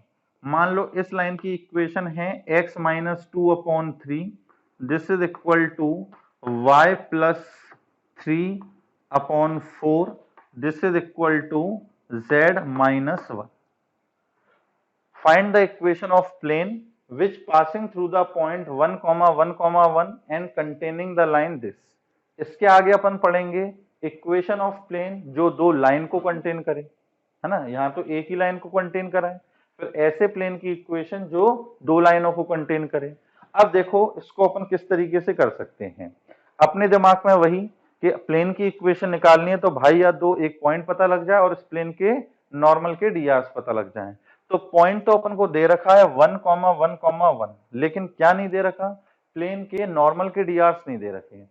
तो सबसे पहला काम अपन यही मानते हैं कि प्लेन के जो नॉर्मल के डीआर्स हैं, प्लेन के नॉर्मल के जो डीआर्स हैं वो क्या हो जाएंगे, अब क्या ले लेते हैं ए बी सी। ये अपन ने प्लेन के नॉर्मल के डीआर्स ले लिए। ठीक, अब एबीसी में आपकी वैल्यू निकालनी है तो एबीसी की अपन को दो होमोजेनियस इक्वेशन बनानी पड़ेंगी। अब कैसे बनेंगी, देखो ये जो लाइन है इस लाइन के डीआर्स क्या होंगे, DRs of given line, DRs of given line, DRs of given line. ये जो लाइन है इसके डीआर्स निकाले हैं। देखो z-1 के नीचे कुछ नहीं लिखा तो 1 मानेंगे इसको अपन। तो इस लाइन के जो डीआर्स हैं वो क्या है अपने पास 3, 4 and 1। क्लियर। अब ये जो लाइन है वो इस प्लेन में है, जैसे लास्ट क्वेश्चन में किया था। लाइन अगर प्लेन में है तो इस प्लेन के नॉर्मल के परपेंडिकुलर होगा, इस प्लेन के नॉर्मल के परपेंडिकुलर। ये अपने पास एक प्लेन है, इसमें मैं कोई भी लाइन बनाऊं, ये लाइन इस प्लेन के नॉर्मल के हमेशा परपेंडिकुलर होगी। शायद आपको दिख रहा होगा इसमें वीडियो में। तो अब अपन क्या कंडीशन लगाएंगे कि since line is perpendicular to normal, line जो है वो नॉर्मल के परपेंडिकुलर है, देयरफॉर फिर वही condition a1 a2 plus b1 b2 plus c1 c2 equal to 0। मैंने जब पढ़ाया था आपको बताया था कि बाद में लगभग हर क्वेश्चन में लगेगा ये, है ना। तो क्या इक्वेशन बनेगी, 3a प्लस का 4b प्लस का c, this is equal to 0। ये अपने पास एक इक्वेशन बन गई। अब दूसरी इक्वेशन बनानी है। अब दूसरी इक्वेशन कैसे बनाए अपन, तो देखो अगर इस प्लेन पर एक और पॉइंट पता लग जाए, मान लो एक अपन को यहां कोई पॉइंट पता लग जाए, तो मैं इस पॉइंट को और ए पॉइंट को जोड़कर एक लाइन बना दूंगा, इस लाइन के drs निकाल लूंगा, और ये लाइन भी जो है वो इस नॉर्मल के परपेंडिकुलर होगी। तो अब कैसे पता करें, है ना। अब देखो यहाँ पे कि ये जो लाइन है वो इस प्लेन में है, ये जो लाइन है वो इस प्लेन में है, तो लाइन पर जितने भी पॉइंट होंगे वो ऑटोमेटिकली किस पर होंगे, प्लेन पर। अगर लाइन प्लेन में है तो लाइन पर जितने भी पॉइंट होंगे वो प्लेन में भी होंगे। अरे बस समझ में। तो इस लाइन पर अपन एक भी पॉइंट बता सकते हैं क्या, बिल्कुल। तो देखो अपने पास जो इक्वेशन अपन लिखते हैं लाइन की, x minus X one upon A equal to Y minus Y one upon B equal to Z minus Z one upon C. तो जो x1 y1 z1 होते हैं वो लाइन पर ही तो पॉइंट होते हैं। तो यहाँ पर x1 y1 z1 क्या आएगा, 2 माइनस 3 1। ये लाइन पर एक पॉइंट है 2 माइनस 3 1। आ रही है सब बात समझ में, 2 माइनस 3 1। और ऐसा नहीं है कि एक पॉइंट, अगर मान लो हमको 3 पॉइंट की जरूरत होती तो हम 3 पॉइंट भी निकाल सकते हैं। कैसे, 3 क्या 300 भी निकाल सकते हो। जनरल पॉइंट वाला जो कंसेप्ट बताया था, ये अपने पास लाइन की इक्वेशन लिखी है, इसको अपन ने किसके इक्वल मान लिया, लैम्डा के इक्वल, और एक्स वाई जेड की अपन ने वैल्यू निकाल ली। तो देखो x की वैल्यू क्या निकल के आएगी, 3 लैम्डा प्लस 2, y की वैल्यू क्या निकल कर आएगी, 4 लैम्डा माइनस का 3, और z की वैल्यू क्या निकल कर आएगी, लैम्डा प्लस 1। लैम्डा की वैल्यू रखते जाओ, अपन को एक्स वाई जेड पॉइंट मिलते जाएंगे। लैम्डा की वैल्यू देखो 0 रखोगे तो 2 माइनस 3 1, 2 माइनस 3 1 ये मिल जाएगा। 1 रखोगे लैम्डा की जगह तो कुछ और पॉइंट मिल जाएगा, 2 रखोगे कुछ और पॉइंट मिल जाएगा। तो लैम्डा की जब अपन इनफाइनाइट वैल्यू रख सकते हैं तो अपन को इस लाइन पर इनफाइनाइट पॉइंट मिल सकते हैं। ठीक, तो अपन को ये एक पॉइंट मिल गया लाइन पर, इसको अपन ने नाम दिया बी। अब मैं इस पॉइंट को और इस पॉइंट ए को ज्वाइन कर दूं तो एक लाइन बनेगी, ये दिख रही होगी आपको, एक लाइन बनेगी। अब ये जो लाइन है वो भी भाई प्लेन में है, तो ये भी तो इसके नॉर्मल के क्या होगी, परपेंडिकुलर। नाउ नाउ डीआरस ऑफ किसके डीआरस लिखे जाएंगे, ए बी के डीआरस लिखे जाएंगे, ए बी के डीआरस लिखे जाएंगे। तो ए बी के डीआरस क्या लिख लेते हैं अपन, क्या आएंगे अपने पास, 2 माइनस 1 सॉरी 1, है ना, 2 माइनस 1 1, माइनस 3 माइनस 1 माइनस का 4, और 1 माइनस 1 कितना, 0। ये अपने पास किसके आ गए, ए बी की। अब ए बी जो है नॉर्मल के परपेंडिकुलर है, तो अगेन वही condition, a1 a2 plus b1 b2 plus c1 c2। तो ये आ जाएगा a माइनस का 4b plus 0 into c, this is equal to 0, equation second. अब आपको समझ में आ ही गया होगा, एबीसी में जब अपने पास दो इक्वेशन बन गई हैं, क्रॉस मल्टीप्लिकेशन लगाकर अपन क्या करेंगे, एबीसी की वैल्यू निकाल लेंगे। ठीक, तो प्लेन के नॉर्मल के डीआरस पता लग जाएंगे। अब चाहिए होते हैं अपन को पॉइंट, तो इस प्लेन पर हम एक क्या 1000 पॉइंट निकाल सकते हैं। एक तो ये रहा, एक तो ये रहा, बाकी पॉइंट अपन इस लाइन के जनरल पॉइंट को यूज करके निकाल सकते हैं। जब इस लाइन पे 1000 पॉइंट या इनफाइनाइट पॉइंट निकाले जा सकते हैं तो वो सारे पॉइंट प्लेन पर भी तो होंगे। तो अपने को वैसे तो एक ही चाहिए पड़ता है ना, क्यों लफड़े में पड़े अपन, एक ही चाहिए पड़ता है, तो बस एक पॉइंट लो, एबीसी की वैल्यू लो और प्लेन की इक्वेशन लिख दो। तो ये तरीका होता है अपने पास किसका, एक प्लेन की इक्वेशन निकालने का जो एक लाइन को कंटेन किया हो। आ रही है बात समझ में? इसको भी आप नोट करें।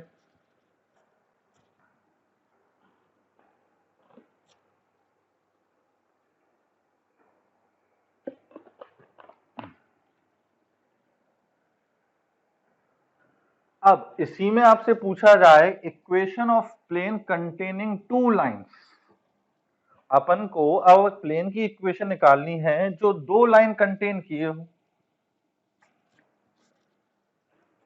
Equation of plane containing two lines. अब इसमें क्या है, बस दो लाइंस दे दी, इसमें दो लाइंस दे दी, अपन को पॉइंट वगैरह कुछ नहीं दिया। ठीक, वो सिंपल सा बोलेगा find the equation of plane containing the line L1, पहली लाइन उसने दे दी, मान लो x minus 1/2, this is equal to y plus 2/3, this is equal to z minus 4/2। ये अपने पास पहली लाइन हो गई है ना।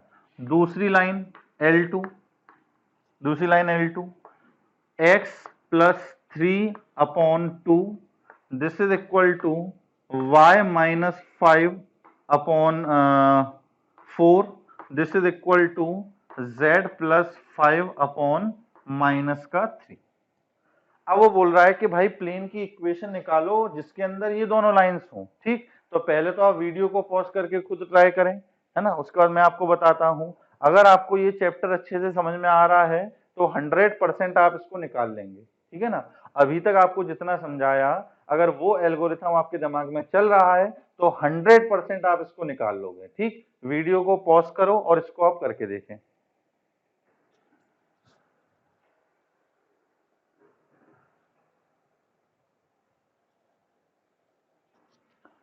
तो चलिए, जिनसे हो गया बहुत अच्छी बात है, मतलब मान के चलो कि आपको बहुत अच्छे से समझ में आ रहा है ना। और जिनसे नहीं हुआ तो देखो आप कहाँ अटक गए थे, कहाँ आपके कंसेप्ट वीक रह गए। सबसे पहले मैं डायग्राम बना लेता हूं। ये मैंने डायग्राम बना लिया। ठीक, अब इसके अंदर दो लाइंस हैं, ये लाइन है अपने पास L1 और मान लो ये दूसरी लाइन है अपने पास L2। इस प्लेन की इक्वेशन निकालनी है जिसके अंदर ये दोनों लाइन L1 L2 हैं। अब पॉइंट भी चाहिए और नॉर्मल के डीआर्स भी चाहिए, पॉइंट भी चाहिए और नॉर्मल के डीआर्स भी चाहिए। तो चलो डीआर्स तो भाई अपन मान लेते हैं क्या, प्लेन के नॉर्मल के जो डीआर्स हैं वो अपन क्या ले लेते हैं, a, b, c। ये अपन ने प्लेन के नॉर्मल के डीआर्स ले लिए। अब एबीसी में दो अपन को इक्वेशन बनानी है, होमोजेनियस इक्वेशन। कैसे बनेगी, तो देखो वही चीज साफ साफ दिख रही है। L1 लाइन प्लेन में है तो इसके नॉर्मल के परपेंडिकुलर होगी, L2 लाइन प्लेन में है तो इसके नॉर्मल के परपेंडिकुलर होगी। तो क्या आ गया अपने पास, क्या आ जाएगा अपने पास, देखो पहली वाली लाइन के डीआर्स क्या है, 2 3 2, लैंग्वेज नहीं लिख रहा मैं, डायरेक्टली लिख रहा हूं। इसके हैं 2 3 2, नॉर्मल के हैं ABC। पहली इक्वेशन बनेगी 2a प्लस का 3b प्लस का 2c, this is equal to 0। ये अपने पास ABC में पहली होमोजेनियस इक्वेशन बन गई। इसके डीआर से 2 4 -3, ये भी इसके परपेंडिकुलर है नॉर्मल के। तो दूसरी इक्वेशन क्या बनेगी अपने पास, 2a प्लस का 4b माइनस का 3c, this is equal to 0। This is our equation second. ABC में दो इक्वेशन बन गई, अब क्या करना है, वही क्रॉस मल्टीप्लिकेशन। तो a अपॉन 3 इंटू -3 9, 9 माइनस का 8, तो ये हो जाएगा माइनस का 17। This is equal to minus b divided by 2 into -3 -6 minus का 4, तो ये आ जाएगा -10। This is equal to c upon 2 into 4 8, 8 minus का 6, कितना आ गया अपने पास 2। ठीक, तो ये आप आ गया a अपॉन माइनस का 17, this is equal to b upon 10, this is equal to c upon 2। तो अपन को नॉर्मल के डीआर्स पता लग गए।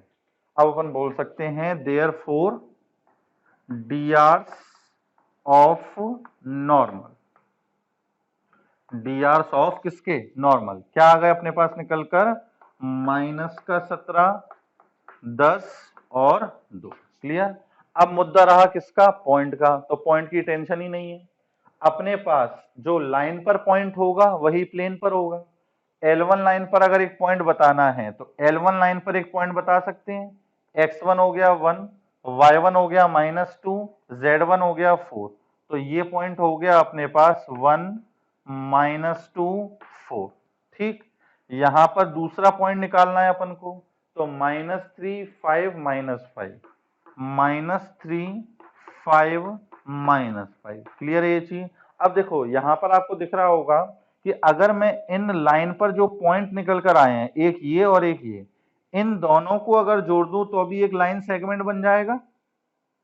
ये जो लाइन सेगमेंट है वो भी नॉर्मल के क्या होगा, परपेंडिकुलर। तो बनाने को अपन एबीसी में एक इक्वेशन और बना सकते थे, लेकिन जरूरत ही नहीं है अपन को। अरे बस में एबीसी में और बन सकती थी, लेकिन अभी जरूरत ही नहीं है अपन को। तो आई थिंक आपको ये समझ में आ गया होगा कि equation of plane containing line and a point, और उसके बाद अपने पास है equation of plane containing the two lines. Clear, sorry हाँ, टू लाइन्स। क्लियर है बच्चों ये चीज, कोई दिक्कत तो नहीं। चलिए आगे अब देखते हैं।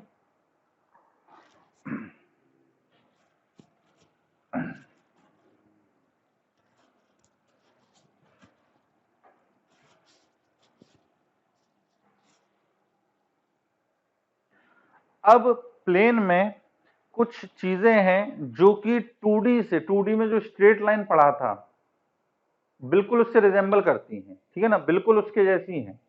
अगर आपको स्ट्रेट लाइन जो है वो अच्छे से आता है तो अब जो मैं आपको पार्ट समझाने वाला हूं ये आपको बहुत आसानी से समझ में आता जाएगा, ठीक है ना। पहली चीज अपने पास है, पहली चीज अपने पास है length of perpendicular, length of perpendicular, foot of perpendicular and image of a point, है ना। तो क्या है लेंथ, लेंथ में ये सोच रहा हूं इसके पहले तो कोई टॉपिक नहीं बच रहा, चलिए अगर बच रहा होगा तो बाद में डिस्कस कर लेंगे। Length of perpendicular, image, image और फुट ऑफ परपेंडिकुलर। ये चीज अपन ने अभी स्ट्रेट लाइन में पढ़ी है 3D में, ये चीज अपन ने 3D में स्ट्रेट लाइन में पढ़ी है। 3D के स्ट्रेट लाइन में इसके कोई डायरेक्ट फॉर्मूले नहीं होते, लेकिन 2D में जो अपन ने पढ़ी है स्ट्रेट लाइन उसमें इसके डायरेक्ट फॉर्मूले होते हैं। लेंथ ऑफ परपेंडिकुलर का डायरेक्ट फॉर्मूला होता है, फुट ऑफ परपेंडिकुलर का डायरेक्ट फॉर्मूला होता है और इमेज का होता है, ठीक है ना। और ये जो फॉर्मूले अपन पढ़ेंगे इसको आप स्कूल में भी डायरेक्टली अप्लाई कर सकते हो, है ना। वो बस देख लेना, अगर मान लो 2 नंबर 3 नंबर का क्वेश्चन है तो फॉर्मूले लगा के काम हो जाएगा। 6 नंबर का क्वेश्चन है तो जो इसका ओरिजिनल मेथड है, मतलब जिस तरीके से फॉर्मूले डराइव हुए हैं वो अपन लगा देंगे तो अपना क्वेश्चन की लेंथ बढ़ जाएगी। कंपटीशन में तो हमेशा अपन डायरेक्ट फॉर्मूले यूज करेंगे। तो देखो length of perpendicular, foot of perpendicular and image. जैसे ये अपने पास एक प्लेन है, इसकी इक्वेशन दे रखी है ax plus B Y plus सी जेड प्लस डी बराबर 0। ठीक, ये एक प्लेन की इक्वेशन दे रखी है और अपन को एक पॉइंट दे दिया P, इसके कोऑर्डिनेट हैं अपने पास x1, y1, z। अब आपसे तीन चीजें जो आपको स्ट्रेट लाइन में भी बताया था। पहली चीज, अगर मैं इस पॉइंट से इस प्लेन पर परपेंडिकुलर ड्रॉप करूं तो हमको ये लेंथ बतानी है ना, ये अपन को लेंथ बतानी है इस परपेंडिकुलर की। दूसरी चीज, ये जो अपने पास परपेंडिकुलर के फुट हैं, मतलब एम पॉइंट, मान लो ये जो तुम्हारे पास परपेंडिकुलर है वो इस प्लेन को कहाँ आके मिल रहा है, एम पॉइंट पर, ठीक है ना। तो अपन को ये फुट बताने, इसके कोऑर्डिनेट बताने हैं। और तीसरा अपने पास कि यदि मैं इस प्लेन को प्लेन मिरर मानूं, इस प्लेन को क्या मान के चलूं, प्लेन मिरर, तो इस प्लेन मिरर में इस पी पॉइंट की जो इमेज बनेगी, इमेज का बनेगी पीछे, है ना, ऑब्जेक्ट से उतनी दूर बनती है इमेज। तो अपने पास इस प्लेन को प्लेन मिरर मान के, है ना, प्लेन मिरर मानू तो इस पॉइंट की इमेज जो आएगी, अब इस पॉइंट की इमेज जो आएगी वो इस मिरर के पीछे बनेगी, और जितने डिस्टेंस पर P पॉइंट है उतने ही डिस्टेंस पे पीछे इसकी इमेज बनेगी। तो ये जो Q पॉइंट है वो क्या निकल कर आ गया अपने पास, इमेज। क्लियर है बच्चों ये चीज। तो सबसे पहले मैं आपको बताता हूं इसके डायरेक्ट फॉर्मूले। उसके बाद अपन इसमें अगर लंबा क्वेश्चन आ रहा है स्कूल में 6 नंबर का, तो अपन कैसे इसको लंबा कर सकते हैं, लेंथ बढ़ा सकते हैं इसकी। तो पहले तो डायरेक्ट फॉर्मूले, अगर आपको स्ट्रेट लाइन के याद हैं तो बिल्कुल उसी के जैसे आपको लगेंगे, है ना। पहला अपने पास है लेंथ ऑफ परपेंडिकुलर। सबसे पहला अपन को निकालना है लेंथ ऑफ परपेंडिकुलर, ठीक। अब लेंथ ऑफ परपेंडिकुलर का फॉर्मूला क्या है, जिस पॉइंट से आपको लेंथ निकालनी है उस पॉइंट को इस एक्सप्रेशन में सेटिस्फाई करा दो, इस पॉइंट को इस एक्सप्रेशन में सेटिस्फाई करा दो, ठीक। यही अपन 2D में करते थे। तो क्या आएगा अपने पास, ax1 plus by1 plus cz1 plus d, ये आ गया अपने पास एक्सप्रेशन, ठीक। होल डिवाइडेड बाय इस पूरे को किससे डिवाइड करना है, root of x y z के जो कोफिशिएंट है, एक्स वाई जेड के जो कोफिशिएंट है उनके स्क्वायर के सम से, मतलब रूट के अंदर A square plus B square plus का सी स्क्वायर, ठीक। सेम फॉर्मूला अपन ने 2D में पढ़ा है स्ट्रेट लाइन में, 2D के स्ट्रेट लाइन में, है ना। उसमें बस z नहीं होता, इसमें z आ गया। अगर आपको नहीं याद आ रहा तो मैं बता देता हूं आपको, चलो। ये अपने पास एक स्ट्रेट लाइन है, इसकी इक्वेशन है ax plus B Y plus c equal to 0। अब एक पॉइंट है P, इसके कोऑर्डिनेट है अपने पास x1 y1। अब अपन को इस पॉइंट P की इस प्लेन से क्या निकालनी है, डिस्टेंस निकालनी है ना। तो अब डिस्टेंस कैसे निकालेंगे अपन, तो लेंथ ऑफ परपेंडिकुलर जो निकल कर आती थी वो क्या आती थी, सबसे पहले तो इन पॉइंट्स को इसमें सेटिस्फाई करा दो, तो ये आएगा अपने पास ax1 प्लस का by1 प्लस सी। अब होल डिवाइडेड बाय, इसको किससे डिवाइड करेंगे, रूट के अंदर। अब x और y के जो कोफिशिएंट है उनके स्क्वायर के सम से, तो रूट के अंदर a square plus B square. Plane में क्या होता है, z होता है, z कोऑर्डिनेट आता है, तो इसलिए इसके अंदर cz1 प्लस डी और नीचे सी स्क्वायर भी आ जाता है। क्लियर है ये चीज, कोई दिक्कत तो नहीं है। तो ये डायरेक्ट फॉर्मूला आपको याद रखना है, करने को स्कूल में भी डायरेक्ट अप्लाई कर सकते हो, बस ये देखना है कि क्वेश्चन कितने मार्क्स का आया है। कम मार्क्स का है डायरेक्ट अप्लाई कर मारो, ज्यादा मार्क्स का है तो उसका ओरिजिनल तरीका अपनाओ। अब नेक्स्ट अपन को निकालना है फुट ऑफ परपेंडिकुलर, नेक्स्ट अपन को निकालना है फुट ऑफ परपेंडिकुलर, ठीक। तो फुट ऑफ परपेंडिकुलर के कोऑर्डिनेट क्या होते हैं, foot of perpendicular. Foot of perpendicular का मतलब है डायग्राम के हिसाब से अपन को m के कोऑर्डिनेट निकालने हैं। ये जो m है ये फुट ऑफ परपेंडिकुलर है, परपेंडिकुलर के पैर, ठीक। अब ये जो कोऑर्डिनेट होते हैं वो क्या आते हैं, a r plus x one comma b r plus y one. देखो 2D में तो सिर्फ ये होता था, तो दो ही कोऑर्डिनेट होते थे, एक्स कोऑर्डिनेट वाई कोऑर्डिनेट, तो a r plus x one b r plus y one. ये 3D है तो इसमें z कोऑर्डिनेट भी आएगा, तो c r plus z one. Clear है बच्चों ये चीज, कोई दिक्कत तो नहीं। अभी ये सब बताता हूं, आर क्या है, x one y one z one, है ना। और तीसरा अपने पास आता है इमेज ऑफ पॉइंट। अब इमेज का मतलब किससे है, इस क्यू पॉइंट के कोऑर्डिनेट से। तो जो क्यू पॉइंट के कोऑर्डिनेट आएंगे वो आएंगे 2ar plus x one, 2br plus y1 और 2cr प्लस z। क्लियर है बच्चों ये चीज। अब देखो इसके अंदर एबीसी क्या है, पहले तो याद करो इसको। Foot of perpendicular ar plus x one, b r plus y one, c r plus z one. Length of perpendicular के लिए पॉइंट उसमें सेटिस्फाई कराओ, तो ax1 plus by1 plus cz1 plus d whole upon root के अंदर a square plus b square plus c square. और अगर image निकालना हो तो 2ar plus x1, 2br plus y1 और 2cr प्लस z1। क्लियर है। अब इसके अंदर देखो abc तो आपको नजर आ रहा होगा, abc क्या है, प्लेन की इक्वेशन में जो xyz के कोफिशिएंट होते हैं, प्लेन की इक्वेशन में जो xyz के कोफिशिएंट होते हैं। उसके बाद ये जो x1 y1 z1 है ये क्या है, मतलब जिस पॉइंट से आपसे पूछा है कि लेंथ निकालो, इमेज निकालो या फुट ऑफ परपेंडिकुलर निकालो। अब ये r क्या होता है, तो जब अपन इसका डेरिवेशन करते हैं, जब इसका डेरिवेशन करते हैं तो एक एक्सप्रेशन आता है बड़ा सा, उसको अपन बोलते हैं r। तो देखो r की वैल्यू क्या है, minus times ax1 plus by1 plus cz1 plus d whole divided by a square plus B square plus का सी स्क्वायर। आ रही है बात समझ में? R is equal to minus times of a x one plus B y one plus C z one plus d whole upon a square plus B square plus c square. ये expression और ये expression काफी कुछ मिलता जुलता है, ठीक। अंतर क्या है, यहां पर पहली चीज माइनस आता है, माइनस आता है, और दूसरा जो डिनोमिनेटर में देखो यहाँ रूट लगा है लेकिन यहाँ रूट नहीं आएगा, यहाँ पर माइनस आएगा और नीचे रूट नहीं आएगा। क्लियर है? तो दोनों एक्सप्रेशन जो है वो मिलते जुलते हैं, याद रखने में दिक्कत नहीं होगी। ये याद हो जाएगा तो ये भी याद हो जाएगा। बस याद क्या रखना है कि यहाँ पर मॉड वॉड जैसा तो कुछ आता नहीं है, बस क्या लगाना है, माइनस, और यहाँ से रूट हटा देना है। क्लियर है बच्चों? कोई दिक्कत तो नहीं? तो ये अपने पास डायरेक्ट फॉर्मूले हो गए जिसको अपन स्कूल में और कॉम्पिटिशन में तो अप्लाई करते ही हैं। अब देखो एक क्वेश्चन ले लेते हैं और इसको अप्लाई करके देखते हैं, उसके बाद अपन उसी क्वेश्चन को जो ओरिजिनल मेथड है, मतलब कहाँ से ये फॉर्मूले डिराइव हुए हैं, उससे करके देखेंगे।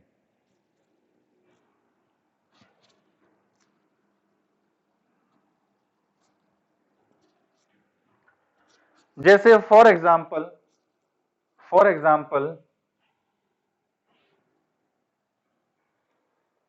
मान लो मैंने लिया प्लेन की इक्वेशन 2x माइनस का y प्लस का 2z माइनस का 1, this is equal to ji.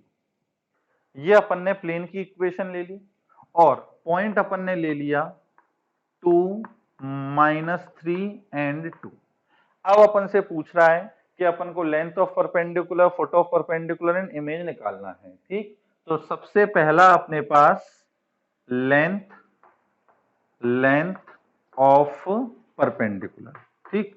Length of perpendicular निकालने के लिए मॉड के अंदर जो पॉइंट है इसमें सेटिस्फाई कराओ, तो क्या आएगा अपने पास 2 इंटू 2 माइनस और माइनस प्लस, तो +3 प्लस 2 इंटू 2 फिर वही 4 हो जाएगा, और माइनस का 1, ये सेटिस्फाई करा दिया।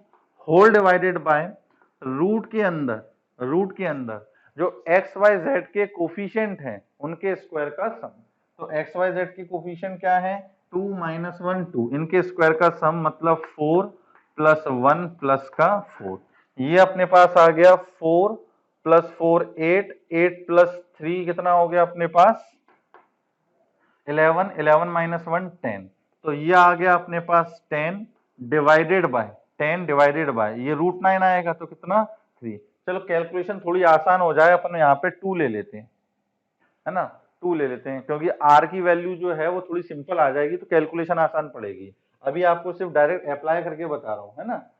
तो यहाँ पर अपने पास क्या आ जाएगा 2, तो देखो कितना हो गया 8, 8 प्लस 3 11, 11 प्लस -2 9, तो ये आ गया अपने पास 9/3, दैट इज 3। तो अपने पास लेंथ तो क्या निकल कर आ गई 3 यूनिट, ठीक। अब दूसरा अपन को निकालना है foot of perpendicular and image. अब देखो फुट ऑफ परपेंडिकुलर निकालना हो या इमेज निकालना हो, क्या चाहिए होता है r, तो पहले अपन r कैलकुलेट करके रख लेते हैं। तो देखो r की वैल्यू क्या होती थी, माइनस टाइम्स ये पॉइंट सेटिस्फाई कराओ, तो वही आएगा, देखो ऊपर का तो एक्सप्रेशन वही आएगा 4 प्लस 3 प्लस 4 माइनस का 2, नीचे बस क्या करना है रूट हटा देना है। तो रूट के अंदर क्या आया था 9, तो सिर्फ क्या लिखेंगे 9, रूट हटा दो, √9 नहीं लिखना, क्या लिखना है सिर्फ 9। तो यहाँ पे ये हो गया 9/9, दैट इज कितना माइनस का 1। क्लियर है ये चीज, कोई दिक्कत तो नहीं। तो इसका मतलब r की वैल्यू क्या निकल कर आ गई -1। अब अपन लिख सकते हैं फुट ऑफ परपेंडिकुलर। तो देखो फुट ऑफ परपेंडिकुलर का फॉर्मूला AR प्लस x1, है ना। एग्जाम में जब आप करा करो, बोर्ड के एग्जाम में, तब फॉर्मूला लगाने से पहले फॉर्मूला जरूर लिखा करो। जैसे मान लो यहाँ पर मुझे फॉर्मूला लगाना था, तो मैं इसका पहले क्या करता, फॉर्मूला लिख देता, है ना, उससे अच्छा इंप्रेशन पड़ता है। तो अपन क्या करेंगे कि यहाँ पे फॉर्मूला लगाते हैं AR प्लस x1। देखो a कितना है अपने पास, यहाँ से देखो a है 2, b है -1, c है कितना 2, तो AR मतलब 2 इंटू -1 प्लस x1, x1 कितना है 2, x1 कितना है 2। फिर BR तो b कितना है -1, r मतलब -1 प्लस y1, तो y1 भी कितना है -3, ठीक। फिर CR तो 2 इंटू -1 माइनस का 2 प्लस का 2, क्लियर ये चीज? तो ये अपने पास आ गया -2 + 2 0, माइनस इंटू माइनस, प्लस का 1 माइनस का 2, तो ये आ जाएगा -2 और ये हो जाएगा अपने पास कितना 0। क्लियर? तो ये आ गया अपने पास क्या, फुट ऑफ परपेंडिकुलर। अब अपन को निकालना है तीसरा क्या, इमेज। तो इमेज के लिए भी क्या फॉर्मूला वही 2ar + x1 2br + y1 2cr + z1, 2 का मल्टीप्लाई और हो जाएगा। तो यहीं से देखो क्या आता है 2ar, तो 2 × 2 4, 4 × -1 -4 + 2, तो कितने आ जाता है यहाँ पे -2। ठीक, फिर 2br, तो 2 × -1 × -1, तो ये हो जाता है प्लस का 2 माइनस का 3, दैट इज माइनस का 1, है ना। और 2cr, तो 2cr कितना होता है 2 × -2 -4 प्लस का 2, देन अगेन -2। ये आ जाते हैं अपने पास क्या, इमेज। तो इस तरीके से अपन डायरेक्ट फॉर्मूला लगा के ये सारी चीजें निकाल सकते हैं, है ना। इसको नोट कर लें आप। अब इसी को अपन बिना कोई फॉर्मूला लगाए सॉल्व करेंगे। बैकअप भी अपने पास तैयार होना चाहिए। कुछ लोग फॉर्मूला ही भूल गए, तो बैकअप तो तैयार हो कि हाँ आया किस तरीके से था। ठीक है, अब चलो कैसे निकालेंगे। स्ट्रेट लाइन में तो अपन ने फॉर्मूला कुछ पढ़ा ही नहीं था। जो अपन ने 3D में स्ट्रेट लाइन है उसमें तो कोई फॉर्मूला पढ़ा ही नहीं था। उसमें तो अपन ने मेथड एल्गोरिथम ही सीखा था, है ना। इसका भी एल्गोरिथम देखो सिंपल सा है, आप दिमाग लगाओगे आपको भी आ जाएगा। अपन को सबसे पहले जैसे ये लेंथ निकालनी है, तो भाई लेंथ निकालने के लिए अपन को m के कोऑर्डिनेट तो पता हो कि m क्या है। m पता होगा तो डिस्टेंस फॉर्मूला लग जाएगा। तो मुद्दा किस चीज का है, m का, है ना। अब ये जो m पॉइंट है, ये जो m पॉइंट है वो अपने पास इस प्लेन पर है ना, समझ में आ रहा है। चलो अब कैसे निकाला जाए, कैसे निकाला जाए, तो देखिए ये जो अपने पास लाइन है PM, क्या अपन इसकी इक्वेशन निकाल सकते हैं, equation of line PM, equation of line PM। Line की इक्वेशन निकालने के लिए पॉइंट चाहिए, dr चाहिए, तो सब कुछ तो है, पॉइंट ये दे रखे हैं। और इस प्लेन के नॉर्मल के drs क्या है, इस प्लेन के नॉर्मल के drs क्या है, 2 -1 2। अब जब ये भी नॉर्मल है, ये भी नॉर्मल है, तो जब ये इसके डीआर्स हैं तो ये इसके भी डीआर्स होंगे। अरे बस समझ में, जब ये इस नॉर्मल के डीआर्स हैं तो 2 - 2 इस लाइन के इस वाले नॉर्मल के भी डीआर्स होंगे। तो क्या लिखेंगे इक्वेशन अपन, x - 2 divided by 2, this is equal to y + 3 divided by -1, this is equal to z - 2 divided by 2। Clear है बच्चों, कोई दिक्कत तो नहीं, सही लिखा है ना। x - 2 y + 3 z - 2, नीचे 2 - 1 2, ये बिल्कुल अपन ने सही लिख दिया। अब अपन ने इस PM लाइन की इक्वेशन तो निकाल ली। अब इस PM लाइन पर भाई हमें ये M पॉइंट निकालना है, हमें ये M पॉइंट निकालना है। अब कैसे निकाला जाए, तो लाइन के लिए हमेशा जनरल पॉइंट ही काम आता है। लाइन में हमेशा जनरल पॉइंट वाला कंसेप्ट काम में आता है। तो इसको अपन मान लेते हैं लैम्डा के इक्वल, इसको अपन ने मान लिया लैम्डा के इक्वल। तो लेट कोऑर्डिनेट ऑफ किसके, m के कोऑर्डिनेट क्या लिख लेते हैं अपन, x कोऑर्डिनेट 2 लैम्डा + 2, 2 लैम्डा + 2, ठीक। y coordinate minus lambda minus का 3, और z कोऑर्डिनेट 2 लैम्डा प्लस का 2। अरे बस समझ में, ये अपन ने m के कोऑर्डिनेट मान लिए। ये एक्चुअल में इस लाइन पर जनरल पॉइंट है।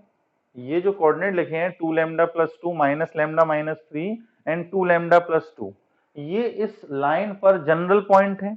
अब जनरल पॉइंट तो भाई कहीं भी हो सकते हैं, अब कहीं भी हो सकते हैं तो m भी हो सकते हैं, ठीक। तो इसलिए अपन ने इसको m के कोऑर्डिनेट मान लिए। अब इस लैम्डा की वैल्यू निकल जाए तो यार m पॉइंट पता लग जाएगा, ठीक। m पॉइंट जैसे निकला वैसे अपन को दो चीजें पता हो गई, एक तो लेंथ ऑफ परपेंडिकुलर, है ना, डिस्टेंस फॉर्मूले से निकाल लेंगे, और जो m कोऑर्डिनेट आएंगे वो फुट ऑफ परपेंडिकुलर होंगे। तो अब ये m कैसे निकाला जाए, तो जैसा मैंने अभी बताया कि जो m पॉइंट है वो किस पर है, प्लेन पर। तो since since m lie on plane therefore, जब भाई प्लेन पर है तो उसको सेटिस्फाई भी करेगा। तो क्या आएगा अपने पास 2 into 2 lambda plus 2 minus times minus lambda minus 3 और plus 2 time 2 lambda plus 2 minus 2 this is equal to 0। सही लिख दिया अपन ने, ठीक है। अब इसको सॉल्व करके लैम्डा की वैल्यू निकालते हैं। तो ये आएगा अपने पास 4 lambda plus 4 plus lambda plus 3 plus 4 lambda plus 4 minus का 2 बराबर 0। तो देखो लैम्डा की कौन कौन सी टर्म है, एक तो ये है 4 लैम्डा 5 लैम्डा 9 लैम्डा, तो ये तो आ गया अपने पास 9 लैम्डा। 4 प्लस 3 7 7 प्लस 4 11 11 माइनस 2 9, तो प्लस 9 बराबर 0। तो लैम्डा की वैल्यू कितनी आ गई -1। लैम्डा की वैल्यू क्या आ गई अपने पास -1, रख देते हैं भाई। देयरफॉर m के कोऑर्डिनेट क्या आ जाएंगे अपने पास, m के कोऑर्डिनेट तो -1 जैसे ही रखोगे तो -2 प्लस 2 0, -1 रखोगे तो 1 माइनस का 3 -2 और वहां पर भी 0। क्लियर है बच्चों ये चीज, तो वही अपने पास आ रहे थे निकल के, डायरेक्ट अपने निकाल लेते हैं। तो ये m के कोऑर्डिनेट आ गए। अब अपन को pm निकालना है, pm तो डिस्टेंस फॉर्मूला लगाया जाएगा। m के कोऑर्डिनेट निकल कर आ चुके हैं क्या 0 -2 और 0। अब डिस्टेंस फॉर्मूला अगर लगाओगे तो क्या आएगा अपने पास, रूट के अंदर 2 माइनस 0 का स्क्वायर मतलब 4 प्लस -3 प्लस 2 मतलब 1 प्लस 2 माइनस 0 4, तो ये कितना आ गया अपने पास 3। ठीक, तो यही निकल के आया था अपने पास, कोई दिक्कत तो नहीं है इसके अंदर, है ना। अब अपन को निकालना है इमेज। अब इमेज कैसे निकाली जाती है ये भी आपको स्ट्रेट लाइन में बता चुके हैं। अगर मैं इसको अल्फा बीटा गामा कोऑर्डिनेट मान लूं, अल्फा बीटा गामा, तो जो m पॉइंट है वो p और q का क्या कहलाएगा, मिड पॉइंट कहलाएगा, है ना, क्योंकि इमेज है तो मिरर से जितनी दूरी पर ऑब्जेक्ट है उतनी दूरी पे पीछे इमेज बनेगी। तो नाउ अब इमेज के लिए अपन को क्या करना है भाई, ये मिड पॉइंट है तो alpha plus 2 by 2 this is equal to 0। ठीक, beta -3 by 2 this is equal to कितना -1, नहीं सॉरी ये तो dr से -2 और गामा -2, एक मिनट में माइनस क्यों लिखा है यहाँ पे, plus gamma +2 by 2 this is equal to कितना अगेन 0। तो इसको सॉल्व करके किसकी वैल्यू आ जाएगी अपने पास, अल्फा बीटा गामा की। तो अपन ने लेंथ ऑफ परपेंडिकुलर भी निकाल लिया, फुट ऑफ परपेंडिकुलर भी निकाल लिया और इमेज। और इसके मैंने आपको दोनों तरीके बताए कि अपन फॉर्मूले से कैसे निकाल सकते हैं और अपन एल्गोरिथम लगा के कैसे कर सकते हैं। क्लियर है ये चीज, इसको आप नोट करें।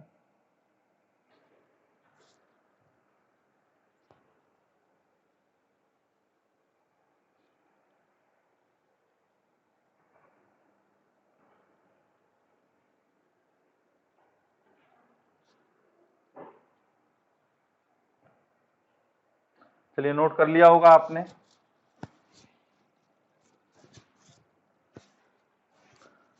अब ये जो चीज अपन ने पढ़ी है इस पे ऐसा नहीं है कि कोई रॉकेट साइंस वाला टाइप का क्वेश्चन बन जाएगा, है ना, कुछ अलग ही रॉकेट साइंस लग रही होगी उसमें। इसमें सिंपल पॉइंट देगा या प्लेन देगा, यही 3 चीजें पूछ सकता है, ठीक है कि नहीं है। अब ऐसा तो पूछ नहीं सकता, ऐसा कुछ हो भी नहीं सकता कि भाई ये प्लेन है, ये प्लेन है और ये पॉइंट है तो उससे ये जिगजैग वाली डिस्टेंस निकालो, ये तो कुछ होती नहीं है। अरे बस समझ में। अब इसमें एक टाइप का क्वेश्चन बनता है, वो अपन देखते हैं, है ना, इस टाइप का जैसे बनता है, ये पूछ सकता है आपसे, ये प्लेन है और एक पॉइंट दे दिया।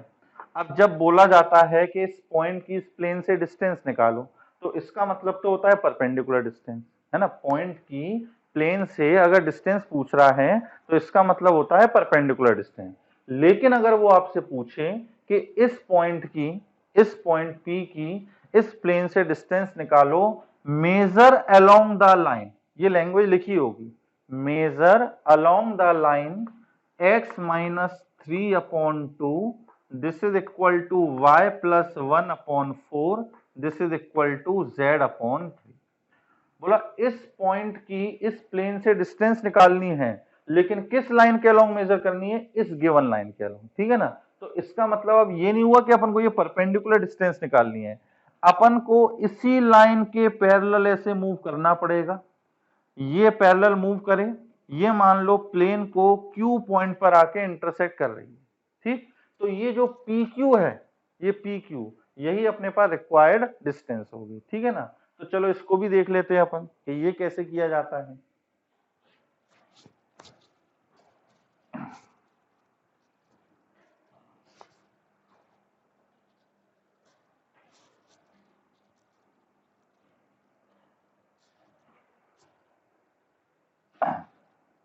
कोई टॉपिक नहीं है, सिर्फ ऐसे क्वेश्चन बनता है तो मैं आपको बता रहा हूं।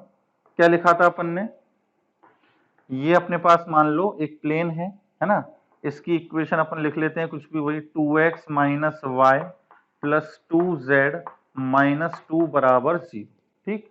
और पॉइंट अपन ने चलो ले लिया 1,1,1, है ना, 1,1,1, ये अपन ने पॉइंट ले लिया। इस पे तो नहीं है प्लेन पे, 2 + 2 4, 4 माइनस का 3 नहीं है, तो ये अपन ने ले लिया। अब वो बोल रहा है कि भाई इस पॉइंट की अपन को इस प्लेन से डिस्टेंस निकालनी है, मेजर अलोंग द लाइन, ये इस लाइन के अलोंग मेजर करना है। तो इस लाइन की इक्वेशन दे रखी है, मान लो x minus 1/2, this is equal to y plus 2/3, this is equal to z/5। ये इस लाइन की इक्वेशन दे रखी है। अब जब इसके अलोंग मेजर करना है तो इसका मतलब ऐसे मूव करेंगे इसी के पैरेलल, और ये मान लेते हैं प्लेन को M पॉइंट पर आके मिल रही है। अब इसका कोई डायरेक्ट फॉर्मूला नहीं है ना, इसका जो एल्गोरिथम बताया अपन ने पढ़ा है उस तरीके से करेंगे। अब क्या अपन कैसे निकाल सकते हैं, इसमें भी यार M पॉइंट पता लग जाए तो डिस्टेंस फॉर्मूले से निकल आएगा, ठीक है ना। अब एल्गोरिथम मैं आपको बता दे रहा हूं, उससे आप करके देखना है इसको, है ना। तो क्या करें अपन, क्या इसमें अपन PM लाइन की इक्वेशन निकाल सकते हैं, अगर ये इसके परपेंडिकुलर होती, अगर ये इसके परपेंडिकुलर होती तो पॉइंट ये हो गया, और इसके जो नॉर्मल के डियास होते वही PM के डियास होते। लेकिन ये जो लाइन है PM, वो अभी इस प्लेन के परपेंडिकुलर नहीं है, है ना। लेकिन ये जो PM लाइन है वो इस गिवन लाइन, इसको अपन नाम देते हैं L1, इसके लेकिन पैरेलल है, इस L1 के पैरेलल है। तो बताओ L1 लाइन जो है इसके डियास क्या है, डियास ऑफ L1, L1 के डीआर्स क्या है, तो L1 के डीआर्स अपन बोल सकते हैं भाई क्या, 2 3 5, ये तो हो गए अपने पास L1 के डीआर्स।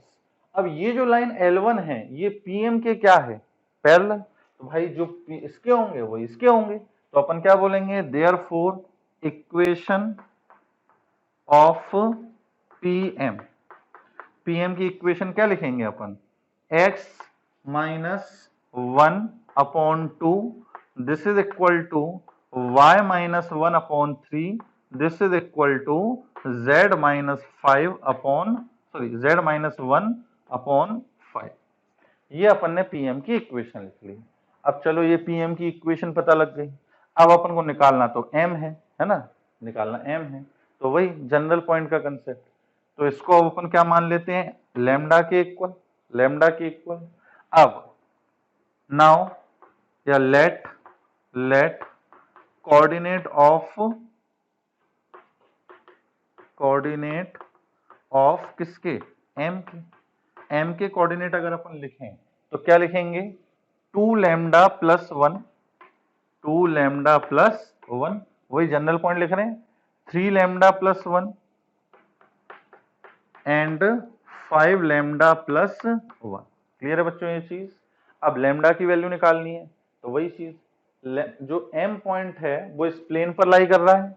अब जब प्लेन पर लाई कर रहा है तो जो M के कोऑर्डिनेट हैं वो इस प्लेन की इक्वेशन को भी सेटिस्फाई करेंगे। बस ये वैल्यू अपन x y z की जगह ये कोऑर्डिनेट रख देंगे, लैम्डा की वैल्यू आ जाएगी। लैम्डा की वैल्यू आ गई, इसका मतलब अपन को ये कोऑर्डिनेट पता लग गए, और जब कोऑर्डिनेट पता लग गए तो डिस्टेंस फॉर्मूले से अपन को ये डिस्टेंस पता लग जाएगी। क्लियर है बच्चों ये चीज, कोई दिक्कत तो नहीं है। चलिए आज की एक लास्ट टॉपिक और डिस्कस करते हैं, इसके आगे का अपन नेक्स्ट लेक्चर में कंटिन्यू करेंगे। नेक्स्ट अपने पास आता है distance between two parallel planes, है ना, distance between two parallel plane. अपन ने जैसा स्ट्रेट लाइन में पढ़ा था 2D के स्ट्रेट लाइन में कि दो स्ट्रेट लाइन के बीच की डिस्टेंस कैसे निकालते हैं, तो डायरेक्ट फॉर्मूला था। पढ़ा अपन ने 3D की स्ट्रेट लाइन में भी है, लेकिन उसमें कोई डायरेक्ट फॉर्मूला नहीं है ना। तो डिस्टेंस बिटवीन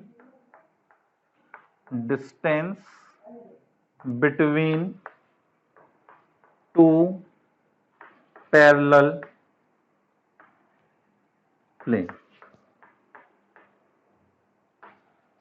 ठीक। अब देखो दो प्लेन अगर पैरेलल हैं तो उनमें एक्स वाई जेड के जो कोफिशिएंट हैं या तो इक्वल होंगे या प्रोपोर्शन में होंगे, इसके अलावा और कोई पॉसिबिलिटी नहीं हो सकती। या तो वो इक्वल होंगे या फिर वो प्रोपोर्शन में होंगे। क्या कहने का मतलब है, जैसे मान लो एक प्लेन है जिसकी इक्वेशन लिखी है ax plus B Y plus C Z plus d one equal to 0, ये पहला प्लेन हो गया, ठीक। ऐसी दूसरा प्लेन जो है, अब उसकी equation ax plus B Y plus सी जेड प्लस डी टू, मतलब चेंज किसका होगा, सिर्फ कांस्टेंट का। चेंज किसका होगा, कांस्टेंट का। एक्स वाई जेड के जो कोफिशिएंट हैं वो कैसे होंगे अपने पास, इक्वल होंगे। या फिर क्या हो सकता है, k इंटू ए एक्स, मतलब k का मल्टीप्लाई किसी कांस्टेंट का, के बी वाई प्लस के सी जेड प्लस डी थ्री बराबर 0।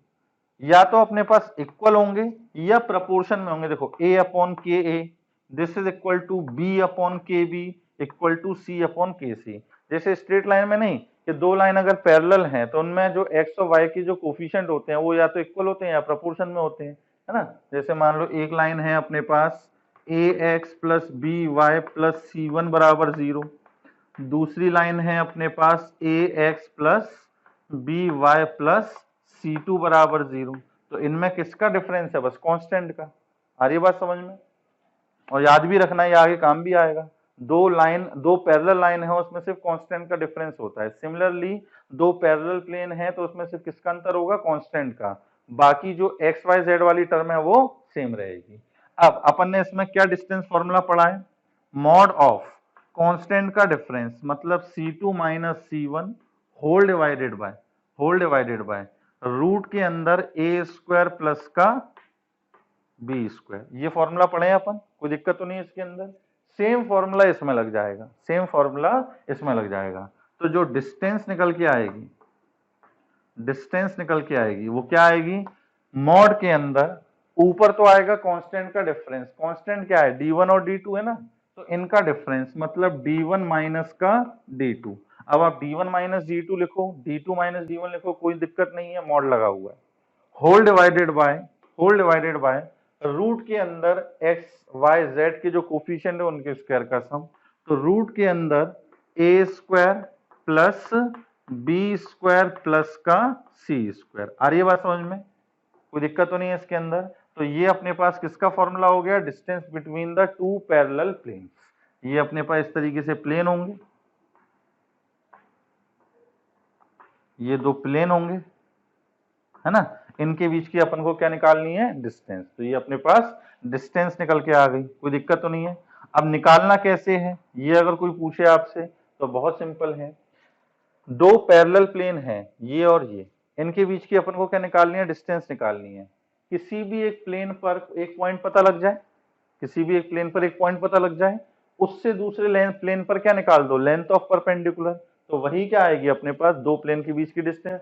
अब जैसे मान लो P1 पे कोई पॉइंट पता करना है, तो अब x और y 0 0 रख दो, तो 0 0 z की वैल्यू क्या आ जाएगी, माइनस d1 अपॉन सी। तो अपन बोल सकते हैं कि जो P1 प्लेन है उस पर एक पॉइंट है 0 0 और माइनस का d1 अपॉन सी। क्यों, उसको सेटिस्फाई कर रहा है ना। अगर कोई पॉइंट इस प्लेन को सेटिस्फाई कर रहा है मतलब उसी पर है, तो जब ये इसको सेटिस्फाई कर रहा है तो इसी पर है। अब इस पॉइंट से इसकी परपेंडिकुलर डिस्टेंस जो अपन ने फॉर्मूला पढ़ा, तो उससे अपने पास ये निकल के आ जाएगा। इसमें एक चीज जो ध्यान रखने वाली होती है वो क्या है, अगर मान लो पैरेलल प्लेन की इक्वेशन में एक्स वाई जेड के कोफिशिएंट इक्वल ना होकर प्रोपोर्शन में हो, किसमें हो, प्रपोर्शन में। क्या कहने का मतलब है, देखो जैसे अपने पास लिखा हुआ है कि 2x माइनस का y प्लस का 2z minus 1 this is equal to 0, ये पहला प्लेन हो गया। दूसरा प्लेन दे रखा है 4x माइनस का 2y प्लस का 4z प्लस का 1 दिस इज इक्वल टू 0। अब आपसे पूछा जाए कि इन दोनों पैरेलल प्लेन के बीच की डिस्टेंस निकाल लो, ठीक है ना। देखो प्लेन अगर पैरेलल नहीं होंगे और कोई डिस्टेंस पूछे 0, दो नॉन पैरेलल लाइन के बीच की डिस्टेंस 0, दो नॉन पैरेलल प्लेन के बीच की डिस्टेंस 0। डिस्टेंस हमेशा कब निकल के आएंगी, जब पैरेलल होंगे, लाइंस पैरेलल होंगी, है ना, या प्लेन पैरेलल होंगे। और 3D की स्ट्रेट लाइन में तो अपन ने एक टॉपिक और पढ़ा था कि लाइंस ऐसी स्क्यू लाइंस के बीच की distance, shorter distance between to line, दो ऐसी लाइन जो पैरेलल भी नहीं है लेकिन उनके बीच की डिस्टेंस अपन निकालते हैं, जिसको क्या बोलते हैं, shortest distance between to skew lines. ठीक, अब वो बोल रहा है कि आपको निकालना है इन दोनों प्लेन के बीच का मतलब डिस्टेंस निकालना है पैरेलल प्लेन का। तो अब आप इसमें देखो कि एक्स वाई जेड के जो कोफिशिएंट है वो इक्वल नहीं है लेकिन प्रोपोर्शन में है। इसके हैं 2 माइनस 1 2, इसके हैं 4 माइनस 2 4, इक्वल नहीं है, प्रोपोर्शन में है। तो अब फॉर्मूला लगाने से पहले, अब ये फॉर्मूला नहीं लगाना अभी डायरेक्टली, क्योंकि देखो फॉर्मूला अगर लगाओगे तो d1 माइनस d2 आपने लिख दिया 1 माइनस माइनस 1, चलो ठीक, लेकिन फिर नीचे क्या लिखोगे, एक्स वाई जेड की जो कोफिशिएंट है वो 2 माइनस 1 2 लोगे या 4 माइनस 2 4 लोगे, ये गड़बड़ हो जाएगी ना। तो क्या करना है अपन को, इस इक्वेशन को या तो 2 से मल्टीप्लाई कर दो या इस इक्वेशन को 2 से डिवाइड कर दो। तो चलो मैं पहली वाली इक्वेशन में 2 से मल्टीप्लाई कर दे रहा हूं। तो देखो पहली वाली इक्वेशन क्या बन जाएगी, 4x माइनस का 2y प्लस का 4z माइनस का 2 बराबर 0। क्लियर।